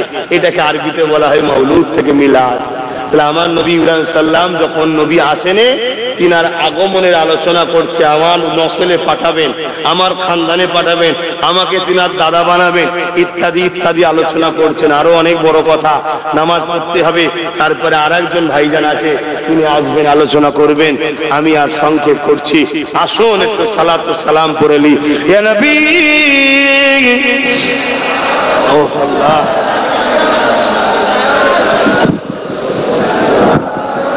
আমার খুব কষ্ট হচ্ছে ভাই, দমে লাগছে। হ্যাঁ, ঠান্ডা গরমই হচ্ছে, ওতে হবে না রে বাবা, কচ করছি, ঘেমে যাচ্ছি তো, আরে হাওয়াটা গায়ে, ঘামটা বসাচ্ছে। কোলার যেমন আরাম তেমন ক্ষতি, তো থেকে পানি একটা বাইরে। এদিকে আমি আলোচনা করছি, শরীর থেকে ঘাম পাসিনা বাহির হচ্ছে, কষ্ট হলেই তো বাহির হবে, আর ও সেটাকে কি করছে, শরীরেই আবার বসাচ্ছে। কিন্তু কিছু করার নেই, জানের আরাম দরকার, ঠিক না? না হয় তা আরো কথা বলতে পারবো না। এই শরৎ গরম হয়ে যাচ্ছে, ঠান্ডা গরমে। তো যাক, আল্লাহ জিহালে রেখেছে, খুশি আলহামদুলিল্লাহ বলেন। হ্যাঁ, জিহালে রেখেছে। আমাদের থেকে অনেক কষ্টে প্যালেস্তাইনের মুসলমানরা আছে, তাই তো নাকি গো? তবে আমরা যদি গাফিল হই, ওই কষ্ট কিন্তু আমাদের জন্য ইন্তজার করছে, যদি আমরা ভাবতে না শুরু করি। মনে রাখবেন, আজ থেকে 5-6 বছর আগেরও যদি ক্যাসেট আপনারা খোলেন, বা তারও আগে 8 বছর 9 বছর আগেরও যদি আমার ক্যাসেট খোলেন, এই কথাটা পাবেন। কি কথা? পুরো পৃথিবী জুড়ে একটাই রাজনীতি চলছে, পাওয়ার দিয়ে ইসলামকে মিটাও। কি বললাম বুঝতে পারলেন? হ্যাঁ, হয়তো আমার এই কথা সেদিনও অনেকে অপছন্দ করে আমাকে হয়তো বলতেও পারে, ভুলভাল বকছে পাগলের মতো। আজকেও কিছু ভাই বলতে পারে, কিন্তু আমি বলে যাব। কেন? তুমি কতটা নেবে না নেবে সেটা আমি জানি না, কিন্তু আমি বলে যাব এ কারণে যে আল্লাহ, আমি ডিউটি পালন করেছি, আমি বলেছি, আমি সমাজকে জাগিয়েছি, আমি এদেরকে বুঝিয়েছি যে ঠিক আছে, যদি মনে হয় কাউকে রুকার জন্য একেই দরকার, তাহলে এর সাথে পার্টনারে থাকো, সব দিয়ে দিও না। সব দিয়ে দিলে বলবে দিল্লি যাও। আর এ যদি সত্যি ওকে রুখতে চায়, তাহলে আজকে বলতো তোরা আন্দোলন কর, আমি সাথে আছি। যেমন পাঞ্জাব সরকার কৃষকদের বলেছিল আন্দোলন কর, তোদের টাকা খাওয়া পয়সা, কেউ মারা গেলে 2 লাখ 3 লাখ করে টাকা পর্যন্ত দেবো। কেন? পাঞ্জাব সরকার ছিল কেন্দ্র সরকারের বিরুদ্ধে। শুনছেন না শোনেন? ইনি নাটক করে আমাদের সামনে, শুধুমাত্র মুসলিম সমাজের সিম্পেথিকে লিবার জন্য ঘুমটা টুমটা দিয়ে কলমা টলমা পরে মুসলমান দরদি করে। ভারতবর্ষের ইতিহাসে দেখাতে পারবেন না কোন একটা সরকার রাজকোষ দিয়ে কোন একটা ধর্মস্থান তৈরি করেছে। এই সরকার করেছে দীঘাতে। কথা মাথায় ঢুকছে না? ঢোকে। অথচ আমাদের ছেলেদের চাকরি নেই, পড়া নেই, এ নেই, আমাদের অকাপের টাকা আমরা পাচ্ছি না। এরপরও আবার বলছি, যদি আমার কিছু মুসলিম ভাইদের আলেম উলামাদের মাথায় এখনো যদি মনে হয় যে কি করব, আমি একটাই কথা বলবো, ভাগীদারিতে কথা বলো। ভাগীদারি। তুমি যদি ইমানদার আলেম হও, ইমানদার যদি মুফতি মৌলানা হও, তোমার মুখে একটা আওয়াজ তোলা দরকার যে ঠিক আছে, আমাদেরও একটা যখন শক্তি আছে, অতএব যেখানে যেখানে আমরা দিচ্ছি আমাদের থাকবে, বাকি জায়গায় তোমরা একে দাও। এটা বলো। আলেম উলামাদের মুখ দিয়ে বেরোবে এরকম কথা না। এসব গোটাপকে শুয়ে আছে একটা জায়গায়, এরা অর্থের বিনিময়ে আমার ধর্মকে মিটাচ্ছে। তোমরা আমার কথা নিতে পারছো কি জানি না, নিতে পারছো? খারাপ লিখছ? ভালোর জন্য বলছি, ভাগীদারিতে আসো। যে ভাগীদারি দেবে তার সাথে থাকো। সবাই আমাদেরকে লুটেছে না লোটেনে বলো? একে হয়তো বিশ্বাস করতেও আজকে লুটছে না লোটেনে বলো? অতএব এই জায়গা থেকে তোমাদের তো ব্রেক করা দরকার। কিচ্ছু বুঝি না যে আমাদেরকে ভাগীদারি দেবে এবং ওয়াকফ কালা কানুনের বিরুদ্ধে কেস করবে, ওয়াকফ কালা কানুনকে বাতিলের জন্য সমানভাবে আমাদের সাথ দিয়ে লড়াই করবে, আগামী দিন তাদের সাথে আমরা আছি, তারা আমাদের বন্ধু, আর যারা এই কাজ করবে না তারা আমাদের শত্রু। এই কথা বলা দরকার আছে না? দেখো না তোমার পাশে কে দাঁড়ায়, দেখো তোমার যে বন্ধু হবে সে দাঁড়াবে, যে বন্ধু নয় সে দাঁড়াবে না। আমি কোন কালারের কথা বললাম, কোন দলের কথা বললাম? ডায়ে বায়ে সামনে পিছনে ব্লু সাদা লাল কালো সব ছেড়ে দাও, একটাই আওয়াজ তোলো, যে আমাদেরকে ভাগীদারি দেবে তার শক্তিতে আর আমার অকাতকে বাঁচাবার জন্য সম্পূর্ণভাবে রাজ ক্ষমতা দিয়ে আমাদেরকে সহযোগিতা করবে, আগামী দিন সে হবে আমাদের বন্ধু, আর যে করবে না সে হবে আমাদের দুশমন। কি বলা উচিত না উচিত নয়? আমার মসজিদের পাশে যদি তুমি না দাঁড়াও, আমার মাদ্রাসার পাশে তুমি যদি না দাঁড়াও, আমার কবরস্থানের পাশে তুমি যদি না দাঁড়াও, আমার ঈদগাহ খানকা বাঁচাবার জন্য তোমার পাওয়ার যেটা আমরা মেহনত করে তোমায় দিলাম, তোমার জন্য লড়াই করে কত মুসলমানের জীবন গেল, তুমি যদি সেই সময় সাথ না দাও, তাহলে আজ তুমি আমাদের বন্ধু নয়, তুমি আমাদের দুশমন, শত্রু তুমি আমাদের। অতএব শত্রুকে দ্বিতীয়বার আর আপন করে নিতে নাই, এটা ভাবো, ভাবা দিন এসেছে। নাই তুমি আমি যখন মরবো, ভাবছো নিজের ঘরের খামারে কবর দেবে, আগামী দিন আর একটা আইন আসতে চলেছে, যদি এইটাকে বন্ধ না করতে পারো ওইটা আসবে। কি আইন? UCC, uniform civil code. Uniform civil code তার মানে এক দেশ এক আইন। তোমার ইসলামিক ল চলবে না, ইসলামিক আইন তোমার চলবে না, আদিবাসী ভাইদের কথা চলবে না, মতুয়া সমাজ, দলিত সমাজ, এসটি এসসি সমাজ কারও চলবে না। একটাই কথা চলবে, দেশের একজন রাজা হবে, সে হবে খোদা, সে একটা ধর্ম দেবে, ওই ধর্ম পুরো ভারতবাসীকে মানতে হবে। সেই প্ল্যান চলছে, যেটা ফেরাউন করেছিল, নমরুদ করেছিল। তোমাদের তো চিন্তাধারা এই গ্রাম পর্যন্ত নিয়ে, তাই আমার কথা অনেকের ভুল লাগতে পারে। গত 10 বছর আগে বলেছিলাম ওয়াকফ যাচ্ছে, ওয়াকফ যাচ্ছে, মসজিদ মাদ্রাসা যাচ্ছে, আজকে ঘটছে না ঘটেনি? তা আজকে বলছি, তুমি যদি রুখতে না পারো, ওয়াকফ কালা কানুন যদি বাতিল করতে না পারো, আগামী দিনে এই আইনটা আসবে যেখানে তোমার কোরআন ব্যান করা হবে, তোমার নামাজকে ব্যান করা হবে, তোমার ইসলামকে ব্যান করা হবে। তুমি যদি বলো সেদিনকে আমি ছেড়ে দেবো নাকি? আরে আজকে তুমি আছে 100 জন, আজকে ছাড়তে পারোনি, সেদিন তুমি করবে কি? যেগুলো তোমাদের মুসলিম সেজে এখনো আছে, সেদিন দেখবে সব ঝুপঝাপ করে লাভ মারছে, কি আমি ইসলাম ছেড়ে দিলাম, আমি ইসলাম ছেড়ে দিলাম, আমি ইসলাম ছেড়ে দিলাম। অলরেডি অনেক আগে ইসলামেরা ছাড়া আছে, এদেরকে সাজিয়ে রাখা হয়েছে আমাদেরকে কন্ট্রোল করার জন্য। দিনটা যে এসে যাবে, এরা ঝুপঝাপ করে লাভ মেরে বেরিয়ে চলে যাবে, সেদিন তোমার আমার কি হবে? আজ তো তবু একটা নওশাদ বলছে, তোমাদের হয়ে আওয়াজ তুলছে। আজও কিছু হলে থানা পুলিশ কেস কামারি কোর্টে কেউ তো একজন মুভ করছে। মনে রাখবে, সেটাকেও আগামী দিন বন্ধ করার বিরাট পরিকল্পনা চলছে। এর জন্য দেখবে অনেক হুজুরকে মাঠে নামানো হবে, অনেক মুফতি মৌলানাকে মাঠে নামানো হবে। বিরোধী ৭-৮টা নিয়ে কোনো টেনশন নেই, একটা তোমাদের হয়ে যে বলছে ওকে মিটাতে কি করে হবে, এটা টেনশন চলছে। কথা মাথায় ঢুকছে? তাই বাপ ভাইদেরকে একটাই কথা বলো, আমরা বন্ধু আর শত্রু চিনতে হবে, চিনার দিন এসেছে। যদি তুমি আমার বন্ধু হও, তাহলে আমাকে ভাগীদারিতে লাও। তুমি যদি আমার বন্ধু হও, আমার ভাগীদারিতে লাও। তুমি যদি আমার বন্ধু হও, আমাকে ভাগীদারিতে লাও। আমাকে তোমার কর্মচারী বানিয়েছো কেন?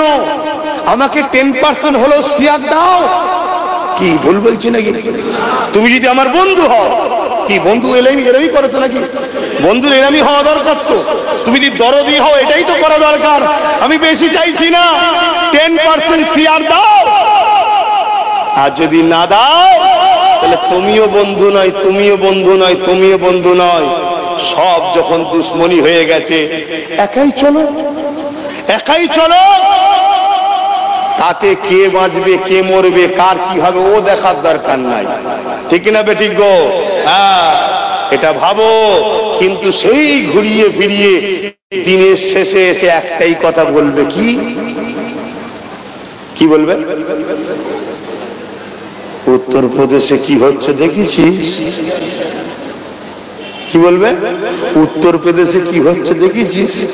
আমাকে একটা প্রমাণ দাও, উত্তরপ্রদেশে যা হয়েছে আমার বাংলায় হয়নি, একটা এমন তথ্য বলো। আমি কাল থেকে টোটাল ওয়াচ করাই বন্ধ করে দেবো। আমি চ্যালেঞ্জ দিচ্ছি, কে আমার সাথে ডিবেটে আসবে বলো। একটা তথ্য প্রমাণ দাও, উত্তরপ্রদেশে যা হয় আমার রাজ্যে হয়নি, তুমি আমাকে একটা প্রমাণ দাও। এক জায়গায় আওয়াজ করে হয়, এক জায়গায় সাইলেন্ট ভাবে হয়। দুই ধরনের বন্দুক আছে না, দেখেছেন না? গুলি চালালে দাম করে আওয়াজ হয়, আবার দেখবেন ওই বন্দুকের সামনে একটা কি টাইট করে দিচ্ছে, শুয়ে পড়েছে, আছে না? না, ওইখানে আওয়াজ করে হয়, এখানে ঠুস করে হয়। কেন? এখানে 40%টা দরকারই না। শুনছেন তো নাকি? 40%টা যদি 110-15টা বার করে নেবে। শুনছেন না? শোনেন? এই জন্যই 40%টাকে দরকার। এই জন্য এখানে ঠুস ঠুস করে মারে। যেমন আনিস খানকে রাত্রে ফেলে দিল। শুনছেন না? শোনেন? রাস্তায় পেটে নিয়ে টুক করে ছাদ থেকে ফেলে দিয়েছে। বুঝতে পারছেন? আর ওদের কি দরকার? ওখানে আওয়াজ দরকার। কারণ ওখানে একদল রয়েছে যারা আমাদেরকে মারতে চায়, তাদের দরকার হচ্ছে ওদের, তাই দুমদাম পেট, যাতে করে ওরা মনে করে এই তো ওদেরকে মারছে, তাহলে এই সরকারটাই ঠিক আছে। কিন্তু এখন আবার উত্তরপ্রদেশে উল্টো জিনিস চলছে। শুনেছেন তো নাকি? ওখানে চলছে এখন এসসি এসটিদের ধুলাই চলছে। শুনছেন না? শোনেন? যারা খুব লাপালাপি করে এনেছিল, শুনছেন তো নাকি? আমাদেরও উচিত বাংলার এসসি এসটি কে বন্ধুত্ব করে বুঝানো যে বন্ধুরে, আমরা আছি বলে তোরা সম্মান পাচ্ছিস, তোদেরকে তেল দেওয়া হচ্ছে, তেল মাখানো হচ্ছে। আমরা যেদিন শেষ হয়ে যাব, উত্তরপ্রদেশের মতো তোদেরকে তারপরে ধরা হবে। উত্তরপ্রদেশে ঘোড়া করে বের করতে যাচ্ছে একটা এসটি, তাকে মেরেছে। বাড়ি লজ ভাড়া নিয়ে তাকে পিটছে। নিচু জাত, তুই এরকম অনুষ্ঠান করবে, করবি কেন? শুনছেন না? শোনেন? আমার বাংলাতেও শুরু হয়েছে। এই কল্যাণী নাকি বলে পান্ডুয়ার পাশে, ওখানে 180টা পরিবারকে ধর্মস্থানে ঢুকতে দেয়নি, বলছে নিচু জাত। তাহলে এসসি এসটির সঙ্গে বন্ধুত্ব করবেন না করবেন না? জোরে বলুন। বন্ধু করুন। আদিবাসী, দলি, সাঁওতাল, বাগদি, কুলি, ডোম, মুচি, মতু, আরো যত সমাজ আছে, তার কি ধর্ম তার দিলে আছে আমার দেখার দরকার নেই। দেশ ও সংবিধানকে বাঁচাবার স্বার্থে, পরিবার বাচ্চাদেরকে বাঁচাবার স্বার্থে তোরাও বিপদে আছি, আমরাও বিপদে আছি, এক মুঠো হওয়া দরকার। যদি আমরা এই কটা বার এক মুঠো হতে পারি, তাহলে তো 200টা পার হয়ে যাবে। তাহলে কারো দিকে তাকাতে হবে? তাহলে ওদের মধ্যে যেখানে বেশি ওদেরকে দে, যেখানে তাদের বেশি তাদেরকে দে, যেখানে আমরা বেশি আমাদেরকে দে, মিলে জুলে একসাথে হয়ে যায়। কি দরকার আছে না? না, আগামী দিন এটাও করা হচ্ছে। কিন্তু আপনারা পিছনে থাকবেন তো না? আপনারা পিছন থেকে বলবেন মৌলী সাহেব বলেছে, ইমাম সাহেব বলেছে, হুজুর বলেছে। হ্যাঁ, আমার বাংলায় বারাইপুরের মসজিদের মধ্যে ঢুকে ইমামের জায়গাতে প্রস্রাব করেছে না করেনি? বিচার হয়েছে। আমার বাংলার ইমাম সাহেবের বাড়ি পুড়িয়ে দেওয়া হয়েছে না হয়নি? তাকে মেরেই দিত, পালিয়ে গেছিল বলে, তাই বিচার হয়েছে। আমার বাংলায় গত 1 সপ্তাহ আগে ক্যানিং এ 3টে আলেম রাত্রে বাজার করতে গেছিল, দেখেছি নাকি? তাদেরকে ধরে পুলিশের লোক বেউজ্জতি করেছে, অপমান করেছে, হেনস্থা করেছে। আরো লোক পড়ে গেছিল বলে তাই বেঁচে আছে নাই মনে মেরেই দিত, আল্লাহ ভালো জানে। হচ্ছে না হয়নি? বলুন কোনটা হতে বাকি আছে? হ্যাঁ, ওয়াকাফ। ওয়াকাফ আমার বাংলাতে ৭৫,০০০ বিঘে ওয়াকাফের জমি রাজ্য সরকারের নেতা কেতারা দখল করে রেখেছে। কত বিঘে? আমি শুধু কম্পেয়ার করে বলছি। কেন বলছি? ও দুশ্মন আমরা সবাই জানি, কিন্তু ওই দুশ্মনের হাত থেকে বাঁচার জন্য ওর বন্ধু সাথ দিলে হবে না। কথা শুনছেন না? শুনছেন? আর এ যদি বলে আমি সত্যি ওর বন্ধু নয়, আমি তো তোমাদের বন্ধু, তাহলে একটাই কথা বলো, 10% সিয়াদ দাও। শুনছেন তো নাকি? 10% ভাগিদারি দাও। আর না হয় এখন সামনে এসে গেছে দিন, হয়তো অনেক দরদ দেখাবে, নিজেই বলবে রেড রোডে নামাজ হবে না, নিজেই আবার বলবে হস্তক্ষেপে করে দিলাম। মুসলমান কি বলবে? দেখলি কত দরদ দেখেছিস, আমাদের জন্য করে দিল। কিন্তু জানো ওই রেড রোডটাই শুধু নামাজ হতো, অন্য কোনো ধর্মের অনুষ্ঠান হতো না। তাই জানো এই সরকার আসার পরে অন্য ধর্মের অনুষ্ঠান ওই রেড রোডে করে। শুনছেন না? শোনেন, আমি করাতে বিরোধী নয়, আমি বিরোধী নয়, দেশ সবাই করবে, কিন্তু কোন দিকে হাওয়া নিয়ে যাচ্ছে বুঝতে পারছো না। আগামী দিন দেখবে তোমারটা একদিন সাইড হয়ে গেছে, বাকিটা চলতেছে। এগুলো বোঝো। অনেক বলে ফেলেছি, মনে মনে কষ্ট হচ্ছে তো। হুজুরের ছেলে কিছু বলতে পারিনি, কে বলেছে বলতে পারিস নি? কতজন কত কি বলেছে, আবার পরে যখন বিপদে পড়েছে ক্ষমা চাইতে গেছে। আমি একটু জিজ্ঞেস করি কি বলেছিলিস বল না, লজ্জাই বলতে পারেনি। যাক, অনেক ভাই আমার পরিবর্তন হচ্ছে, আমি তাদেরকে আল্লাহর রাস্তায় মাফ করে দিলাম। বলুন আমিন। ইয়া নবী সালাম, ইয়া রাসূল সালাম,